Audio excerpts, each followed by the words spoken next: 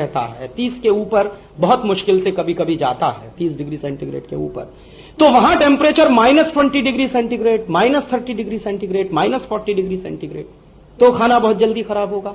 30 centigrade 30 degree से ऊपर चला जाएगा तो खाना जल्दी खराब होगा। तो उनकी तो प्रॉब्लम थी कि बहुत ज्यादा समय ऐसे टेम्परेचर वेरिएट करता, इसलिए कोई ऐसी मशीन चाहिए, तो उन्होंने रेफ्रिजरेटर ईजाद किया। एक और प्रॉब्लम मैंने देखी है, फ्रांस में तो मैं अक्सर देखता था, ताजी सब्जी रोज नहीं मिलती। आप चाहे जितने करोड़पति होइए वहां पर, वो तो अभी कुछ दिनों से साउथ अफ्रीका के देशों का शोषण ज्यादा करना शुरू किया तो उनको मिल जाती है, अदरवाइज तो कुछ साल पहले तक बहुत आसानी से ताजी सब्जी नहीं मिलती थी। सप्ताह में 1 बार मिलेगी या 2 बार मिलेगी या 3 बार मिलेगी, तो लोग इंतजार करेंगे कि सप्ताह में कब वो दिन आए तो ताजी सब्जी खरीदें। तो जिस दिन आया उस दिन इकट्ठी खरीद के ले गए और उसको भर के रख दिया, तो हफ्ता भर काम चलाना है। दूसरा, ऐसी संस्कृति नहीं है वहां पर कि आप ताजा खाना बनाएं और खाएं। शायद ही यूरोप में कोई ऐसा घर होगा जो प्रॉपर लंच करता हो, ठीक तरीके से लंच करता हो, ऐसा घर शायद ही 1 मिलेगा कोई आपको, या 2 मिल जाएंगे। और ठीक तरीके से डिनर करता हो, ऐसे घर भी आपको मुश्किल से 15 से 20% ही मिलेंगे। चलते चलते खाना, दुकान में खड़े होके खा लेना, कहीं और खड़े होके खा लेना, जहां कुछ मिल जाए वही खा लेना, हमेशा खाते ही रहना, खाते ही रहना, इस तरह की प्रकृति के लोग ज्यादा हैं। तो वहां तो परेशानी कुछ है, और यह परेशानी कुछ गहरी परेशानी है, क्योंकि प्रकृति ने उनके ऊपर मेहरबानी नहीं की है, सूखा बना दिया है पूरा का पूरा मौसम। और बहुत सालों तक तो खेती नहीं हुई है पूरे यूरोप में, आपका अंदाजा नहीं है। 1690 के पहले यूरोप के किसी भी देश में खेती नहीं होती थी। खेती होने का काम 1690 के बाद शुरू हुआ, और वो भी तब जब हिंदुस्तान से हल गया है इंग्लैंड, तब खेती हुई है वहां पर। हल बनाना भी नहीं आता था उनको, हल यहां से गया, यहां से हल देखकर उन्होंने हल बनाना शुरू किया, फिर खेत जोतना शुरू किया। तो खेती तो बहुत बाद के विकास की कहानी है, और उद्योग तो अभी 250-300 साल पुराने। इंडस्ट्रियल रिवॉल्यूशन के पहले कौन से उद्योग के बारे में आप जानते हैं इंग्लैंड के या यूरोप के? तो ये तो सब बहुत ताजा ताजा है। प्रकृति ने उनको बहुत मुश्किलों का मौसम दे दिया है। ऐसा अद्भुत मौसम है कि साल में 6 महीने सूरज ही नहीं निकलेगा, और साल में 6 महीने सूरज नहीं निकलेगा तो खेती कैसे होगी? फिर खेती के लिए तो गर्मी भी चाहिए, सूरज भी चाहिए। ऐसा भी मौसम है कि साल में 6 महीने बर्फ ही बर्फ जमी रहे। ऐसा भी मौसम है कि बारिश कभी भी हो जाए। वहां यह थोड़ी है कि जुलाई से अगस्त के बीच में ही बारिश होगी, कभी भी हो सकती है, जनवरी में भी हो सकती है, फरवरी में भी हो सकती है, और अचानक से मूसलाधार भी हो सकती है, और रिमझिम पानी 10 दिन भी बरस सकता है, 20 दिन भी बरस सकता है। तो मौसम की इतनी अनसर्टेनिटी है, इतनी अनिश्चितता है, और प्रकृति ने इतना दुर्गम बनाया है वहां जिंदा रहने का रास्ता। उन दुर्गमताओं से, उन अनिश्चितताओं से बाहर आने के लिए उनको बहुत सारी चीजें खोजनी पड़ी। उसमें से एक निकला रेफ्रिजरेटर। उन्होंने उसको इस्तेमाल किया। उसके बाद उनको संकट दिखाई देने लगा। उसका संकट यह दिखाई देने लगा कि रेफ्रिजरेशन के बाद चीजों के न्यूट्रिशनल वैल्यू कम होने लगे। फिर उसके बाद सीएफसी का प्रॉब्लम आ गया, क्लोरोफ्लोरोकार्बन का प्रॉब्लम आ गया। फिर पर्यावरण प्रदूषण का संकट खड़ा हुआ, तो उनको लगा कि अभी तो भाई इसको निकाल के फेंको।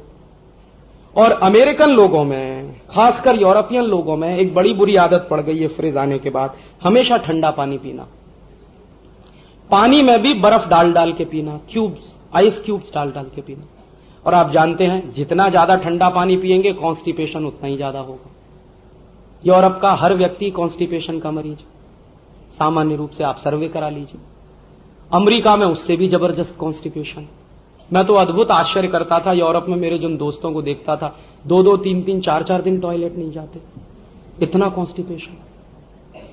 एक बार तो मैंने एक ऐसे भी डॉक्टर से मुलाकात की पेरिस में, जो कॉन्स्टिपेशन का एक्सपर्ट। तो मैं गया कि जरा देखूं क्या दवा देता है वो। ये देता हूं कि फ्रिज का पानी पीना बंद कर दो, और फ्रिज में रखी हुई चीज खाना बंद कर दो। फिर दूसरा संदेश ये देता हूं कि पानी को गर्म करके पीना शुरू कर दो।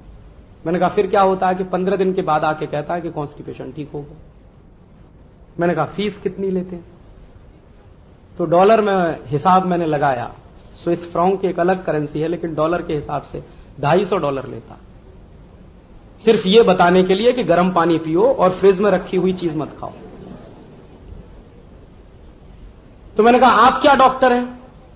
ये बात तो हिंदुस्तान की हर दादी मां जानती है, हर नानी मां जानती है, हमारे घर में तो घर घर में डॉक्टर है। तो उनकी तकलीफ हुई तो उन्होंने फ्रिज इस्तेमाल किया, रेफ्रिजरेटर इस्तेमाल किया, फिर तकलीफ बढ़ी तो फ्रिज को छोड़ना भी शुरू किया, रेफ्रिजरेटर को छोड़ना भी शुरू किया। अब जब छोड़ना शुरू किया तो संकट हुआ कि इसको कहां ले जाएं। तो किसी बेवकूफ ने बता दिया कि भारत में ले जाओ, क्योंकि मानसिक दरिद्रता के लोग यहीं बहुत ज्यादा रहते हैं। तो आ गया वो यहां पे फ्रिज। अभी जब शुरू शुरू में फ्रिज आया था तो उसका किस्सा यह था कि सरकार ने यह कहा था कि यह सिर्फ हॉस्पिटल्स में रखा जाएगा। तर्क उसका यह था कि दवाएं कभी कभी ज्यादा टेम्परेचर पे खराब हो जाती हैं और आंखों से संबंधित कुछ आई ड्रॉप्स ऐसे होते हैं जो निश्चित रूप से धूप बढ़ने पर, गर्मी बढ़ने पर खराब हो जाते हैं, तो इनको रखने का काम फ्रिज करेगा। तो बात वहां तक तो ठीक थी। उसके बाद दुष्चक्र यह हुआ कि जो कंपनी लेके आई उसको लगा कि भारत में तो बहुत बड़ा मार्केट है, तो उन्होंने एडवर्टीजमेंट करना शुरू किया। एडवर्टीजमेंट क्या आया कि रेफ्रिजरेटर बहुत क्वालिटी प्रोडक्ट है, जिनके घर में नहीं वो घर बहुत नीचा। जैसे आजकल आता है कि वीपीएल की वॉशिंग मशीन जिनके पास नहीं वो सबसे फिसड्डी, बाकी सब बहुत ऊंचे। तो रात दिन दनादन, उस समय टेलीविजन तो नहीं था लेकिन अखबारों में, प्रिंट मीडिया में, मैगजीन्स में, जगह जगह चर्चाओं में इस तरह की बातें शुरू हो गई। फिर क्या हुआ, हिंदुस्तान में कुछ ऐसी भी कंपनियों के एजेंट खड़े किए गए जो फ्रिज में रखी रखाई आइसक्रीम को खिलाने लगे, भाई खा के देखो, देखो कितनी अच्छी बनती है। तो मुफ्त में खिला रहे हैं तो चलो खा लो, क्योंकि हमारी तो एक और प्रॉब्लम है ना, मुफ्त में कोई जहर भी दे दे तो खा लो, तो खा लो भाई इसको। तो खाना चालू कर दिया। होते होते उसके बारे में मन में कुछ प्रतिष्ठा बनने लगी और एक दिन तय हो गया कि भाई हिंदुस्तान के किसी अमीर आदमी ने फ्रिज खरीद लिया। तो फिर देखा देखी, अरे पड़ोसी के घर में तो मेरे घर में क्यों नहीं। हिंदुस्तान में एक और बड़ा संकट है कि भला उसकी कमीज मेरी कमीज से ज्यादा सफेद कैसे।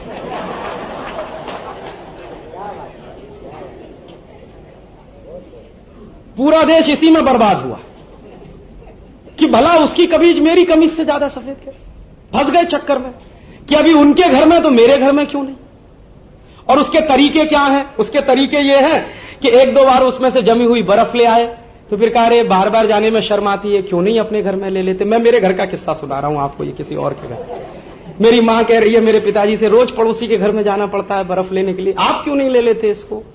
और हमारे पिताजी तर्क दे रहे हैं कि उसकी जरूरत क्या है, कि अरे बहुत जरूरत है, देखो ठंडा पानी मिलता है, ये है वो है।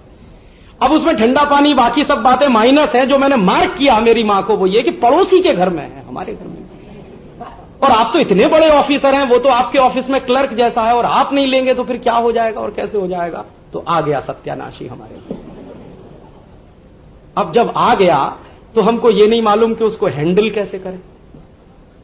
जो मशीन किसी एक दूसरे ओरिजिन से आई, आपकी जरूरत नहीं थी, लेकिन जबरदस्ती आपने अपनी जरूरत बनाई, तो उसको हैंडल करना भी एक प्रॉब्लम है। तो हैंडल कैसे किया जाए, तो वो आके रख गई। तो फिर परेशानी हमारे घर में ये शुरू हुई कि भाई ये खाली फ्रिज कैसे रहे। हां, कोई पड़ोसी आ गया, खोल के देख लिया तो क्या होगा, बेइज्जती हो जाएगी। तो मुझको भेजा जाता था कि जा सब्जी लेके आ। तो पहले मेरा काम यह था कि रोज सवेरे उतनी ही सब्जी लाना जितनी दोपहर में बनेगी और शाम को दोबारा लेके आ। फिर मुझको आदेश दिया गया कि 5 दिन की सब्जी ले आ, 7 दिन की सब्जी ले आ, क्योंकि भर के रखनी है ना, अभी कोई आएगा तो खाली कैसे देखे। तो सब्जी लाना और भरना चालू कर दिया। फिर कुछ हिस्सा ऐसा भी था, अरे इसमें सॉफ्ट ड्रिंक की बोतल भी रखनी चाहिए अब तो उसमें सॉफ्ट ड्रिंक की बोतल भी रखना शुरू कर दिया। फिर एक दिन मेरी मां को लगा कि अरे अभी तो एक हिस्सा खाली रहता है, तो क्या करना है, तो पहले आटा ज्यादा गूंदना है, फिर बचाना है, फिर उसमें रखना है।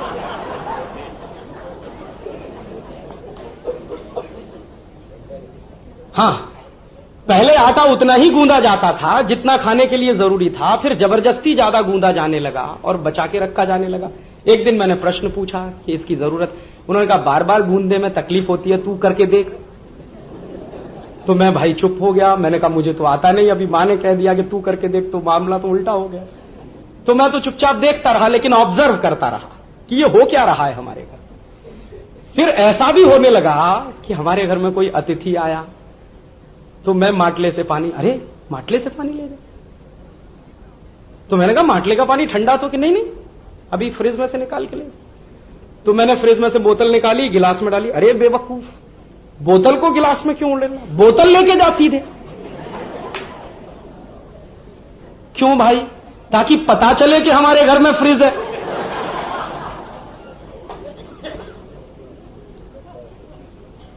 अगर बोतल का पानी हम गिलास में निकाल लेंगे तो पता नहीं वो माटले का है कि फ्रिज का है, अतिथि के मन में द्वंद्व तो पैदा हो ही जाएगा। तो पक्की व्यवस्था बने इसलिए बोतल साथ में गिलास लेके जा और रख दे वहां पे, उसको निकाल के पीना होगा तो पिएगा। तो अतिथि को भी अच्छा आपके घर फ्रिज आ गया कि हाँ आ गया। तो उन्होंने कहा अच्छा ऐसा है, कल से हम हमारा दही आपके घर में रख जाएंगे। तो अब उनका दही आने लगा हमारे घर में। फिर एक दिन ऐसा भी हुआ कि हमारी एक पड़ोसन थी, वो चली आई, आइसक्रीम बनानी है, आपके घर में तो फ्रिज है ना, कि हाँ हाँ है, तो हम जरा आइसक्रीम बनाएंगे। तो अच्छा ठीक है भाई, आइसक्रीम आप बनाइए। तो फिर पता चला कि हमारा पड़ोसी धर्म बहुत बढ़ गया कि रोज कोई आइसक्रीम बनाने आ रहा है, कोई दही रखने आ रहा है, तो कोई कुछ करने आ रहा है, कोई कुछ करने आ रहा है। और फिर कभी कभी खराब हो गया वो, तो हमको तो आता नहीं कि ठीक कैसे करें, क्योंकि अपन की बनाई हुई टेक्नोलॉजी हो तो ठोक पीट के कुछ ठीक कर ले, अभी दूसरे की बनाई हुई है तो उसमें हमें तो कुछ लगता नहीं। तो वो खराब हो गया तो रखा हुआ है सफेद हाथी की तरह से। तो पड़ोसी आ रहे हैं और ताना मार रहे हैं, अरे अभी तक ठीक नहीं कराया आपने। तुम्हारी माता जी पिताजी का कान खा रही है, अरे आपको कुछ ध्यान भी है घर का, ये फ्रिज इतने दिन से खराब पड़ा। तो वो कहे अच्छा ठीक हो जाएगा। अरे नहीं आज ही ठीक होना चाहिए। वो पड़ोसन आई थी और उसको आइसक्रीम बनानी थी, अभी पड़ोसन की आइसक्रीम की चिंता। अब मैंने ये देखा कि पहले हम हमारे घर को चलाते थे, फिर फ्रिज ने हमारे घर को चलाना शुरू कर दिया। अभी हर काम फ्रिज के हिसाब से हो रहा, सब्जी फ्रिज के हिसाब से आ रही, ये फ्रिज के हिसाब से हो रहा, वो फ्रिज के हिसाब से हो रहा। और फिर यहां तक तय होने लगा कि अरे अभी तो सवेरे का खाना है तो चलो ठीक है फ्रिज में रख दो, शाम को खा लेंगे। अभी सवेरे की सब्जी भी ज्यादा बचने लगी, दाल भी ज्यादा बचने लगी, वो सब फ्रिज में रखी जाने लगी, फिर उसको गर्म किया जाने लगा, फिर उसी को खाया जाने लगा। तो मैंने तो देखा मेरा घर तो पूरा बदल गया। इस एक छोटी सी दुर्घटना ने मेरे घर का पूरा स्ट्रक्चर बदल दिया। मुझे मेरे बचपन का याद है कि मां के पास बैठ के गरम गरम खाना खाने को मिलता था। अभी तो वो होश नहीं है, अभी तो 2 दिन का भी ठंडा मिल सकता है, 3 दिन का भी मिल सकता है, रखा हुआ है, क्योंकि वो तो खत्म करना ही है आपको। ये हमारे यहां संकट है, और ये संकट पैदा होता है मानसिक दरिद्रता से। शायद ये मेरे घर की कहानी नहीं है, आप सबके घर की यही कहानी हो सकती है। तो हम चल कैसे रहे हैं और हम जा कहां रहे हैं, 1 मिनट को जरा रोक कर सोचिए तो सही। बाहर बनी हुई कोई भी टेक्नोलॉजी, बाहर बनी हुई कोई भी मशीन हमेशा हमारे जरूरत की होगी, ये बिल्कुल सच नहीं है। और अगर यही उदाहरण देखना हो तो वॉशिंग मशीन का भी आप देख सकते हैं। मुझे बराबर याद है कि मेरे घर में वॉशिंग मशीन आने के पहले कपड़े मुश्किल से 4 या 5 होते थे धुलने के लिए, और हम सब अपने अपने कपड़े धो लेते थे बचपन में। मैंने मेरा धो लिया, मेरे भाई ने मेरा धो लिया, फिर मेरी मां ने अपना धो लिया, मेरे पिताजी ने अपना धो लिया, या नहीं धोया तो कभी मैंने धो दिया, इस तरह का चलता था। अभी वॉशिंग मशीन आई तो ढेर का ढेर 10, 15, 20, 25 इकट्ठे धोए जा रहे। क्या मतलब है? पानी की बर्बादी कर रहे। मैंने देखा है कि कल धुला था बेडशीट, आज फिर पड़ा हुआ है वहां पे, क्योंकि वॉशिंग मशीन है। क्या मुश्किल लगता? कल धोया आज भी धो लो, परसों भी धो लो, फिर रोज धो लो। पहले हाथ से रगड़ के धोना पड़ता था, तकलीफ होती थी, तो सप्ताह में 1 बार धुलता था। अभी तो वॉशिंग मशीन है, इसलिए तकलीफ कुछ नहीं होने वाली है, पानी डालना, ये करना, वो करना, डाल दो, हो गया, बात खत्म हो गई। फिर एक नया संकट हमारे घर में है। संकट ये कि अभी फिर कभी कभी ऐसा भी हो जाए कि कोई दाग पड़ गया है तो वो छूटता नहीं है, तो वॉशिंग मशीन में दो, फिर दूसरी मेहनत करो उस पर, छूट ही नहीं रहा, लगातार मेहनत में लगे हुए। तो 2 गुना हमने देखा परिश्रम होने लगा। फिर अभी तो आप जाइए कहीं, आप तलाशिए, काम करने वाली बाई चाहिए तो पूछती है वॉशिंग मशीन है घर में, रेफ्रिजरेटर है आपके घर में, सर्फ मिलेगा आपके घर में, ये मिलेगा, तब तो काम करने के लिए तैयार है, नहीं तो जयराम जी की। पहले हम धोते थे, मेहनत करते थे, थोड़ी एक्सरसाइज होती थी, बार बार जब हाथ लड़कते हैं तो ये एल्बो की एक्सरसाइज होती है। अभी मान लीजिए मुझे यहां गठिया हो जाए, रूमेटिक आर्थराइटिस हो जाए, तो डॉक्टर कहेगा भाई इसको बार बार चलाओ। अब मैं तो चला ही रहा हूं उसको कपड़ा धोने के लिए, तो आपने वो मेरा चलाना बंद करके वॉशिंग मशीन खड़ी करवा दी। अब मुझे रूमेटिज्म होना है तो फिर डॉक्टर कहेगा चलाओ इसको, चलाओ इसको, चलाओ इसको। बचपन में स्कूल चला जाता था पैदल पैदल, शरीर भी अच्छा रहता था, स्वास्थ्य भी अच्छा रहता था। अभी 9th में पढ़ने वाले हर विद्यार्थी के पास बाइक दिखाई देती है, या तो मोटरसाइकिल है या तो स्कूटर है। तो बाइक से चल रहे हैं और 40 साल की उम्र में हार्ट अटैक के शिकार हो रहे हैं। जब हार्ट अटैक आ जाएगा तो डॉक्टर साहब की पहली ही एडवाइस कि अभी पैदल चलिए, तो पहले ही पैदल चलते रहते तो हार्ट अटैक क्यों आता आपको? तो ये संकट हैं, ये संकट हमारी सभ्यता के हो गए हैं। अब सिर्फ परिवार तक अब सीमित नहीं रहे हैं, ये संकट पूरी सभ्यता के संकट हो गए हैं। और भारतीय सभ्यता इस समय मानसिक दरिद्रता में फंस गई है। और वो मानसिक दरिद्रता एक वाक्य में मैंने आपको कह दिया, भला उसकी कमीज मेरी कमीज से सफेद कैसे, हर जगह यही लागू होता है। वो चाहे भारत अमेरिका की तुलना हो, भारत फ्रांस की तुलना हो, भारत ब्रिटेन की तुलना हो, आपके अपने पड़ोसी के बीच की तुलना हो, या पड़ोसी से आगे किसी की तुलना हो, मुश्किल हमारी ये हो गई है। और ये संकट बहुत गहरा है। और मेरी मान्यता ये है कि हमको पूरे देश को इस संकट में से बाहर निकालना है। तो आप पूछेंगे क्या रास्ता है? स्वदेशीकरण करना है इस देश का। कल तक आपने मेरे व्याख्यानों में सुना होगा, या परसों तक आपने मेरे व्याख्यानों में सुना होगा कि राजीव भाई कहते हैं कि ये मत खरीदो, वो खरीदो, ये मत खरीदो, वो मत खरीदो। ये सिर्फ वहां तक सीमित नहीं है, पूरे समाज का स्वदेशीकरण करना है। ये समाज कई स्तर पर विदेशी है। मेरे मन में दो बातें हैं जिसको लेकर मुझे कोई भी कंफ्यूजन नहीं है, कोई भी भ्रम नहीं है। पहली बात मैं ये मानता हूं कि या तो हम तय करें पूरे समाज के स्तर पर और पूरी शक्ति से अपने आप को यूरोप बना लें, जैसे पंडित नेहरू कहा करते थे। पंडित नेहरू ने अपनी ऑटोबायोग्राफी में बिल्कुल स्पष्ट लिखा है और पार्लियामेंट में इसको कई बार कहा है।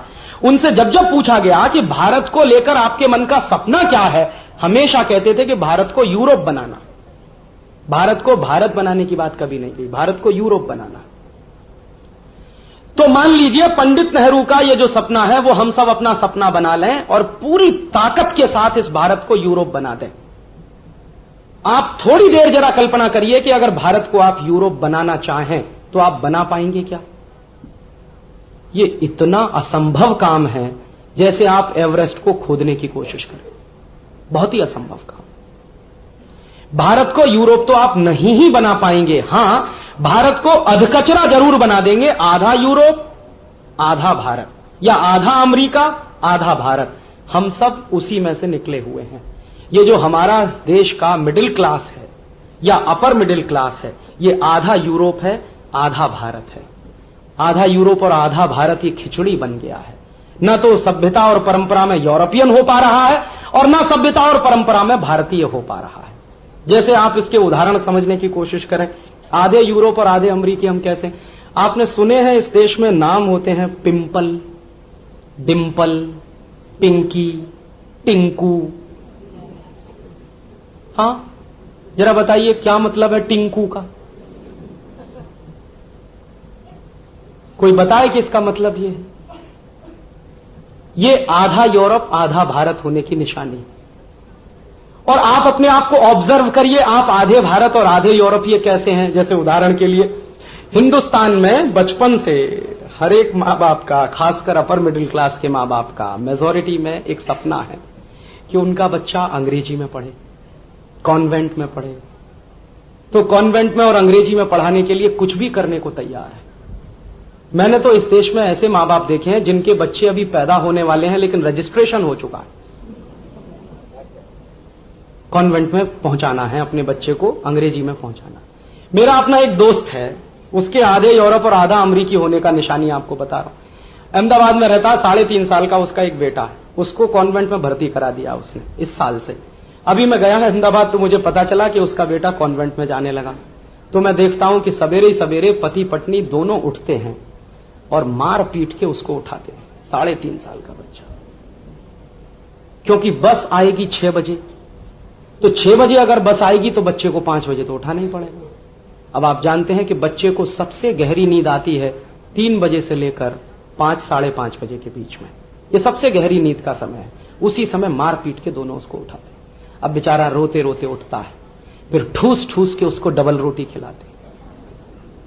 फिर उसके बाद क्या होता है कि उसके ऊपर कसाई की तरह से काम शुरू होता है। जबरदस्ती नहला रहे हैं, जबरदस्ती साबुन लगा रहे हैं, फिर उसके ऊपर क्रीम पाउडर लगाया जा रहा है, फिर उसके बाद उसकी टाई बांधी जा रही है। अब बेचारा कह रहा है कि गला कसरा नहीं, लेकिन टाई लगानी है तुम लोग। फिर जाते जाते 5 किलो का बस्ता लाद दिया उसके लिए। अभी 3.5 साल का बच्चा, 5 किलो का बस्ता। मैंने एक दिन कहा कि भाई तू ये क्या सत्यानाश कर रहा है? कहने लगा राजीव भाई स्मार्ट बना रहा हूं अपने बच्चों। मैंने कहा स्मार्ट बना रहा है कि पेशेंट बना रहा है? कहने लगा क्यों? मैंने कहा स्लिप डिस्क हो जाएगा इसको अभी से। 3.5 साल के बच्चे पे 5 किलो का बस्ता रखोगे तो क्या होगा? स्लिप डिस्क नहीं होगा तो क्या होगा? और बचपन से ही मरीज होकर बड़ा होगा ये। लेकिन वो सुनता नहीं है किसी की।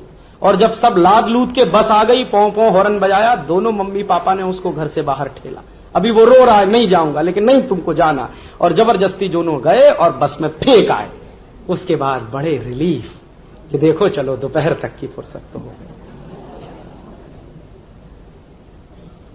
अभी दोपहर में लौट के आया तो मैडम ने कुछ करवा दिया। अभी दोनों पति पत्नी हिंदी माध्यम से पढ़े, अब बेटा कॉन्वेंट में है, क्या करें उसका? तो आ गया बेटा और कहने लगा देखो मैडम ने ऐसा कर दिया वैसा कर दिया, तो अब पढ़ाएं कैसे उसको?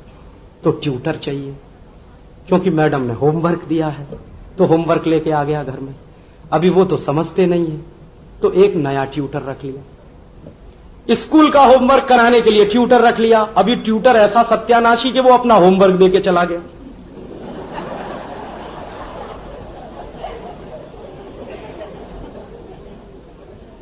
बेचारा आया मुश्किल से हाँफता हाँफता, कुछ होमवर्क नहीं हुआ तो अभी ट्यूटर आ गया। ट्यूटर उसको होमवर्क करा के तो गया, लेकिन अपना और दे के चला गया। अभी वो फिर कान खा रहा है उसका कि अभी बताओ सर जी कल आने वाले हैं, ये करने वाले हैं, वो करने वाले हैं। उसकी जिंदगी नरक हो गई।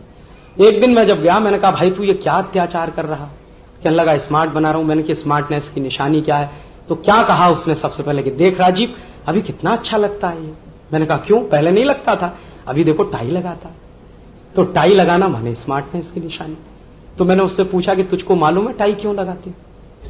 कि देख वहां अमेरिका में लगाते हैं कि नहीं लगाते, यूरोप में? हाँ। मैंने कहा मैं यही पूछ रहा हूं कि अमेरिका में टाई क्यों लगाते हैं, यूरोप में टाई क्यों लगाते हैं, जरूरत क्या है उनको टाई लगाने की? तो वो नहीं मालूम उसको, लेकिन अपने बच्चे को जबरदस्ती टाई लगवानी है उसको। मैंने उसको बताया कि देख वहां टाई इसलिए लगाते हैं कि वहां ठंडी बहुत पड़ती है, सर्दी बहुत पड़ती है, साल में 6 महीने सूरज नहीं निकलता है, और जब साल में 6 महीने सूरज नहीं निकलता है तो उनको सर्दी ज्यादा लगती है, और ज्यादा सर्दी जिन देशों में पड़ती है वहां सर्दी जुकाम बहुत होता है, और सर्दी जुकाम होता है तो नाक चलती रहती है। तो उन बेचारों का संकट क्या है कि बार बार जेब से रूमाल निकालना, पोंछना, फिर रखना, निकालना, पोंछना, फिर रखना। अब भारतीय सभ्यता और यूरोप की सभ्यता में फर्क समझ लीजिए। हमारी अगर नाक चल रही है तो हम उसको निकाल के फेंकेंगे, वो क्या करेंगे? पोंछ के जेब में रखेंगे। अब बार बार निकाल रहे हैं, रख रहे हैं, निकाल रहे हैं, रख रहे हैं, तो फिर उनको लगा कि ये तो बड़ा मुश्किल काम है, तो क्यों नहीं एक गले में लटका लिया जाए कोई कपड़ा। तो उन्होंने लटका लिया। क्या करना है? ये काम तो आएगा कम से कम। तो मैंने कहा देख टाई का मतलब है TIE, गले में लटकाया हुआ एक कपड़ा। तुझको क्या जरूरत है उसकी? तेरे बच्चे को क्या जरूरत है उसकी? कहने लगा हाँ बात तो सही है। तो मैंने कहा इसको निकलवा। तो अब क्या बताएं, कॉन्वेंट स्कूल का नियम है तो टाई लगा के जाना ही पड़ेगा। अभी आप देखिए कि जबरदस्ती भारत में रहते हुए आपको यूरोपियन बनाया जाएगा। आप न तो यूरोपियन बन पाएंगे न भारतीय रह पाएंगे। फिर जब वो बड़ा हो जाएगा बच्चा, तो एक दिन ऐसा भी तमाशा देखने को मिलेगा जैसा मैंने देखा इस बार जून के महीने में मेरे एक दोस्त की शादी हुई। तो उसका कार्ड आया कि चल भाई बारात में। मैंने कहा भाई मुझे मत ले जा, बेवकूफ आदमी हूं, वैसे भी खादी का कुर्ता पजामा पहनता हूं, तू स्मार्ट आदमी है, टाई वाई लगाता है, उल्टा सीधा हो जाएगा। नहीं नहीं तू नहीं चलेगा तो कैसे होगा। तो चला गया मैं उसकी बारात। तो मैंने देखा 24 जून का दिन 1998 में टेम्परेचर था 51 डिग्री सेंटीग्रेड, और वो बेवकूफ 3 पीस सूट और टाई लगा के खड़ा शादी करने जा रहा है। और क्या किया उसने? 3 पीस सूट और टाई लगा के घोड़े पे चढ़ के बैठ गया। मैंने कहा तुझको मालूम है ये घोड़े पे चढ़ा नहीं जाता टाई और 3 पीस सूट लगा के? ठीक है, हमें तो चढ़ना है घोड़े। अभी चढ़ के बैठ गया। मैंने कहा देख भाई मुझे तो कुछ समझ में नहीं आ रहा, तू आधा स्वदेशी आधा विदेशी। कहने लगा देख राजीव आज कुछ मत कह। तो मैंने कहा आज ही के दिन सबसे बड़ी इडियोसिटी करने की क्या जरूरत है? शादी वाले दिन तो इंटेलिजेंस ही दिखा भाई। 52 डिग्री सेंटीग्रेड टेम्परेचर में तो 3 पीस सूट और टाई लगा के जा रहा है। अच्छा खासा कॉटन का कुर्ता पजामा पहन ले, थोड़ा ढीला ढीला पहन ले, बाहर से हवा अंदर जाएगी, कुछ उसको रिलीफ मिलेगा। नहीं नहीं, एकदम टाइट हो गया। और फिर धीरे से क्या बोला कि यार शर्म ये आती है कि अगर मैं मान लो तेरी तरह कुर्ता पजामा पहन के गया तो हो सकता है मेरी बीवी ने माला डाली कि नहीं डाली। तो मैंने कहा तूने तेरी बेबी से चिट्ठी लिख के पूछा है क्या? कहने लगा क्या पूछूं? मैंने कहा अभी चिट्ठी लिख और उसको ये पूछ कि अगर तू 3 पीस सूट और टाई पहन के आ रहा है माला डलवाने के लिए तो तेरी पत्नी स्कर्ट पहन के माला डाले तुझको। कहने लगा क्यों? मैंने कहा इसलिए कि यूरोप में अगर पति 3 पीस सूट और टाई पहनता है तो पत्नी स्कर्ट पहनती है। तो तू पूछ अपनी पत्नी को कि स्कर्ट पहन के माला डालेगी? तो उसने कहा वो कैसे हो सकता है? तो मैंने कहा वाह बेटा, अभी क्या बेवकूफी तू कर रहा है। हम कहते हैं कि पति पत्नी एक गाड़ी के 2 पहिए हैं। अभी एक पहिया विदेशी हो जाए और दूसरा स्वदेशी रह जाए तो कैसे चलेगी यह गाड़ी? ये आधे हिंदुस्तानी और आधे अमेरिकी लोगों के कुछ सिम्टम्स मैं आपको बता रहा हूं। ये हमारे समाज की बड़ी प्रॉब्लम है। और रात दिन रटाता है अपने बेटे को। मेरा वो दोस्त, फिर मैं लौट के आ रहा हूं, वो कहता है देखो पिताजी सूरज निकल आया। अरे बेवकूफ, सन बोल, सन। अभी आलू है, बटाटा, अरे नहीं पोटैटो बोल, पोटैटो। टमाटर कह रहा नहीं नहीं टमेटो बोल, टमेटो। अब वो बेचारा अच्छा खासा अपनी मातृभाषा में कुछ सीखने की कोशिश कर रहा है, जबरदस्ती लाद रहे हैं उसके ऊपर। और उसका तर्क क्या है? अंग्रेजी नहीं सीखेगा तो पीछे रह जाएगा। मैंने कहा ये किसने कह दिया? ये किसने कहा तुझसे कि अंग्रेजी नहीं सीखेगा तो पीछे रह जाएगा? दुनिया में ऐसा कौन सा देश है जो बिना अंग्रेजी के पीछे रह गया हो? जापान, फ्रांस, जर्मनी, हॉलैंड, चीन, रूस, कौन सा ऐसा देश है जो बिना अंग्रेजी के पीछे रह गया? और ये सब वो देश हैं जो बिना अंग्रेजी के ही आगे बढ़े हैं। जापान में तो किसी बच्चे को अंग्रेजी नहीं पढ़ाई जाती और कंपलसरी तो बिल्कुल नहीं है। आप चाहे जापानीज में पढ़िए, जरूरत हो तो अंग्रेजी पढ़ लीजिए, नहीं तो कोई जबरदस्ती नहीं है वहां पर। फ्रांस में तो बिल्कुल नहीं है। मैंने तो नहीं देखा फ्रांस में कोई कॉन्वेंट स्कूल चलता हो अंग्रेजी में, सब फ्रेंच में चलते हैं। जापान में जापानीज में, चीन में चाइनीज में, रूस में रशियन में, और कहीं चले जाइए हॉलैंड में तो डच में। तो सब बच्चे बचपन से मातृभाषा में पढ़ते हैं। तो क्या जापानीज लोग आगे नहीं गए? क्या फ्रांसीसी लोग आगे नहीं गए? क्या डच लोग आगे नहीं गए? अगर तथाकथित आगे जाने की यही परिभाषा है तो। और मैंने तो देखा एक दिन यहां पे अभी मारुति सुजुकी का झगड़ा चला भारत सरकार का, तो सुजुकी का वाइस चेयरमैन आया था भारत में, तो उसने एक दिल्ली में प्रेस कॉन्फ्रेंस किया। तो प्रेस कॉन्फ्रेंस में उसने धड़ाधड़ जापानीज बोलना शुरू कर दिया। अभी एक पत्रकार उठ के कहने लगा कि आपकी बात कुछ नहीं समझ में आ रही, आप अंग्रेजी बोलिए। तो उसने कहा ये आपका सिरदर्द है, मेरा नहीं है। आप समझना चाहें बैठिए, नहीं तो जाइए। उठ के चला गया वाइस चेयरमैन सुजुकी। दूसरे दिन पत्रकारों ने एक मीडिएटर को पकड़ा जेएनयू से, तब पकड़ के ले गए और उसकी प्रेस कॉन्फ्रेंस उन्होंने सुनी। तो एक पत्रकार ने प्रेस कॉन्फ्रेंस के अंत में एक बात कह दी कि हमें आपकी एक बात समझ में नहीं आई कि आपने अंग्रेजी में क्यों नहीं बोला, आप थोड़ी बहुत अंग्रेजी तो बोल सकते हैं। उन्होंने कहा मैं मेरे राष्ट्र का अपमान नहीं करना चाहता अंग्रेजी। और ये बात छपी अखबार में। बोरिस येल्त्सिन यहां आए थे और उनकी प्रेस कॉन्फ्रेंस रशियन में हुई थी, उन्होंने तो नहीं बोला। क्यों नहीं बोला? वो कोई पीछे थोड़ी है किसी से। ये सबसे बड़ी मानसिक दरिद्रता है हमारी कि बिना अंग्रेजी के हम आगे नहीं बढ़ सकते। दुनिया में वही देश आगे बढ़े हैं जिन्होंने अंग्रेजी को छोड़ा है और अंग्रेजियत को छोड़ा है। हम जब तक इस अंग्रेजी के मोह से चुपके रहेंगे तब तक हम भी आगे नहीं बढ़ पाएंगे। इसलिए मैंने आपसे कहा कि इस देश का हमें स्वदेशीकरण करना, हर स्तर पर स्वदेशीकरण करना। ये मानसिक गुलामी के लक्षण हैं और ये बहुत गलत तर्क सारे देश में फैले हुए हैं। जैसे कुछ लोगों को ऐसा लगता है कि अंग्रेजी अंतर्राष्ट्रीय भाषा है। बिल्कुल नहीं।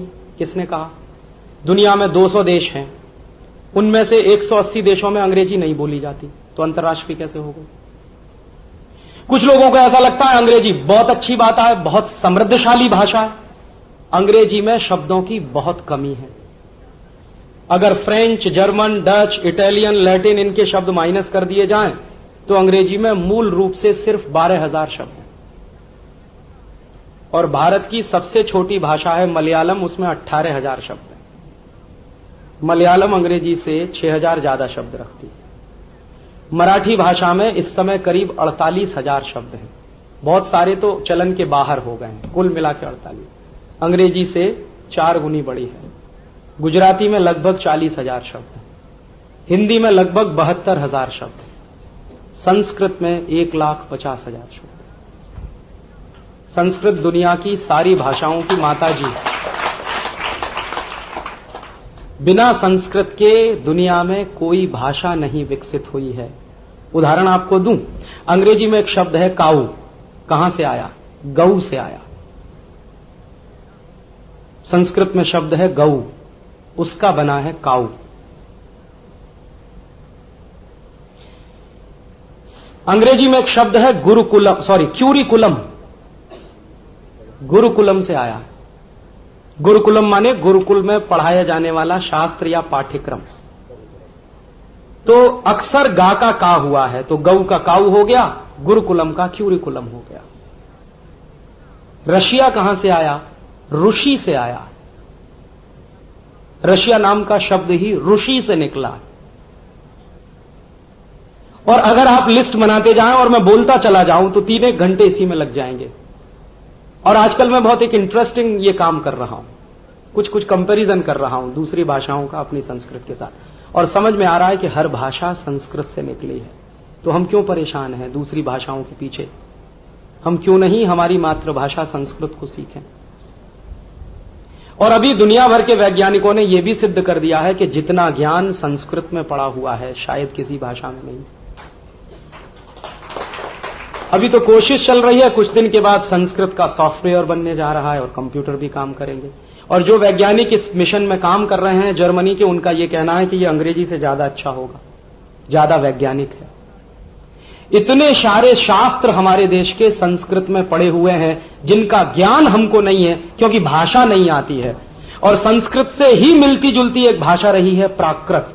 हिंदुस्तान के धर्मशास्त्रों का एक बहुत बड़ा हिस्सा प्राकृत में लिखा हुआ है। आप पढ़ने की कोशिश करें, पढ़ नहीं पाएंगे क्योंकि हमने जाना नहीं प्राकृत क्या है, संस्कृत क्या है। अंग्रेजी पढ़ाने के लिए इतने परेशान क्यों हैं आप? अपने बच्चों को संस्कृत क्यों नहीं पढ़ाते या प्राकृत क्यों नहीं पढ़ाते? क्योंकि आने वाले समय में अंग्रेजी का सूरज डूबेगा और जो भी कंप्यूटर अंग्रेजी भाषा में काम करेंगे वो भी डूब जाएंगे। शून्य का चक्कर है, 2000 के बाद तो मुश्किल हो जाएगी। तो अगर ये डूबेगी तो वो सब डूबेंगे जिन्होंने अंग्रेजी सीख रखी है। तो आप क्यों परेशान है? ये तो डूबने ही वाली भाषा है, ये तो चलने वाली नहीं है लंबे समय तक। तो स्वदेशीकरण करिए अपना, अपने बच्चों का, अपने परिवार का, अपनी सभ्यता का। और यह स्वदेशीकरण नवीनीकरण है। हमेशा सभ्यताओं के नवीनीकरण हुआ करते हैं। संस्कृति अक्षुण्ण होती है, सनातन होती है। संस्कृति में कभी भी नवीनीकरण होने की गुंजाइश नहीं होती, लेकिन सभ्यताओं में तो हमेशा नवीनीकरण की गुंजाइश होती है। और यह भाषा का जो संस्कार होता है वो सभ्यता से जुड़ता है, भाषा खुद संस्कृति से जुड़ती है। तो हमें हमारी सभ्यता का नवीनीकरण भी करना है और यह स्वदेशी का सबसे मूल काम है। अगर कोई मुझसे यह पूछे कि राजीव भाई आप एक लाइन में बताइए कि आप स्वदेशी क्यों कर रहे हैं, मैं कहूंगा मैं मेरी सभ्यता का नवीनीकरण करना चाहता हूं और स्वदेशी उसका एक रास्ता। हर इस स्तर पे हमको स्वदेशी बनाना है। और वो स्वदेशी बनाना है तो कहां से शुरुआत करनी होगी? थोड़ी थोड़ी शुरुआत अपने घर से करिए। अंग्रेजी भाषा की बेवकूफी को छोड़िए। आंटी अंकल, काहे को आंटी, काहे को अंकल? अंग्रेजी में तो आंटी और अंकल इसलिए है कि रिश्तों को कहने के लिए शब्द ही नहीं है। वहां बुआ भी आंटी, चाची भी आंटी, काकी भी आंटी, ताई भी आंटी, मौसी भी आंटी, मामी भी आंटी, सभी आंटी। आप कह के दिखा दीजिए बुआ को मामी और रह के दिखा दीजिए फिर अपने घर में।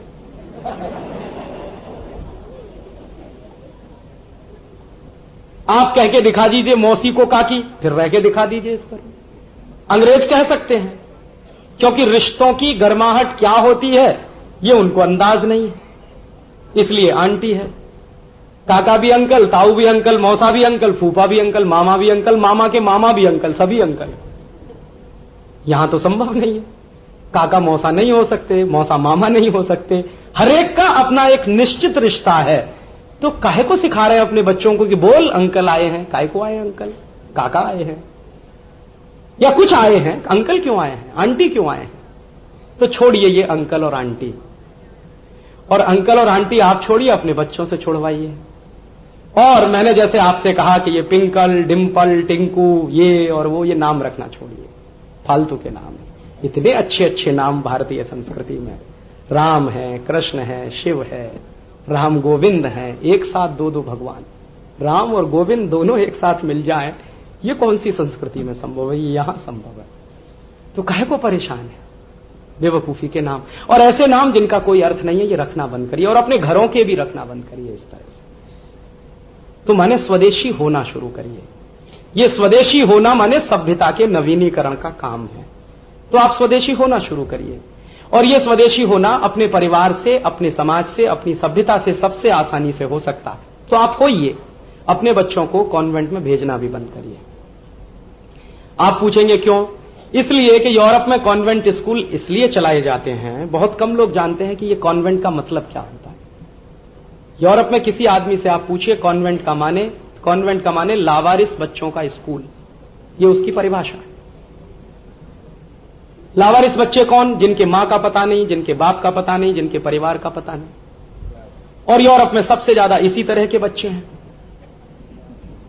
हां, सबसे ज्यादा इसी तरह के बच्चे, और 1-1.5 साल से उनके यहां एक सभ्यता है। आप उसको सभ्यता कहेंगे, मैं तो उसको क्रूरता कहता हूं। मैंने कुछ यूरोपियन हिस्ट्री को काफी गहराई से पढ़ने की कोशिश शुरू की है, तो मुझे पता चल रहा है कि 1,500 साल तक यूरोप में एक परंपरा रही, बच्चा पैदा हुआ उसको एबेंडन करो, माने लावारिस छोड़ो। चर्च के सामने छोड़ दिया, अनाथ आश्रम में छोड़ दिया। अब ये बच्चा पैदा हो रहा है, छोड़ दो। ये आई कहां से है सभ्यता? ये हिंसा में से निकली हुई सभ्यता। अपने बच्चे को अपनी छाती से लगाकर पालने का काम जो नहीं कर पाई सभ्यता, वो सभ्यता तो दूसरों पे हिंसा ही कर सकती है। उनको तो प्यार करना नहीं आता, उनको तो प्रेम भी नहीं आता कि प्रेम होता क्या है, प्यार होता है। तो बच्चों को लावारिस छोड़ा, सैकड़ों साल लावारिस छोड़ा।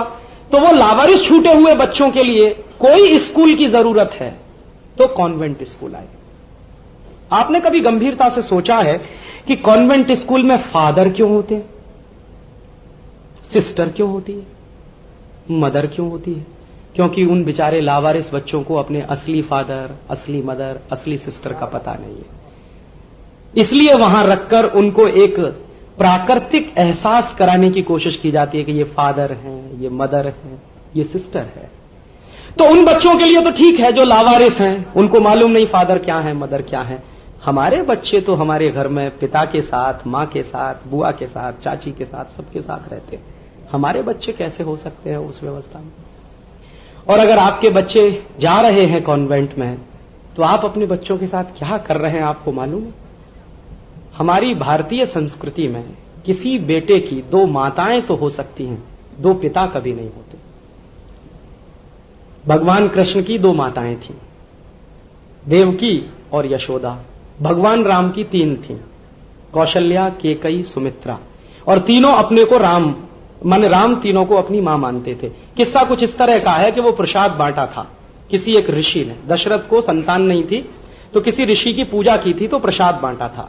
तो वो प्रसाद तीनों रानियों को बराबर बराबर बांटा गया था। तो ऋषि ने ये कह दिया था कि सभी बच्चे एक जैसे होंगे, या सब एक दूसरे को मां और पिता मानेंगे। तो राम 3 माताओं वाले थे, पिता तो उनके एक ही थे। आप जब अपने बच्चे को कॉन्वेंट में भेज रहे हैं तो क्यों 2 पिता बनवा रहे हैं?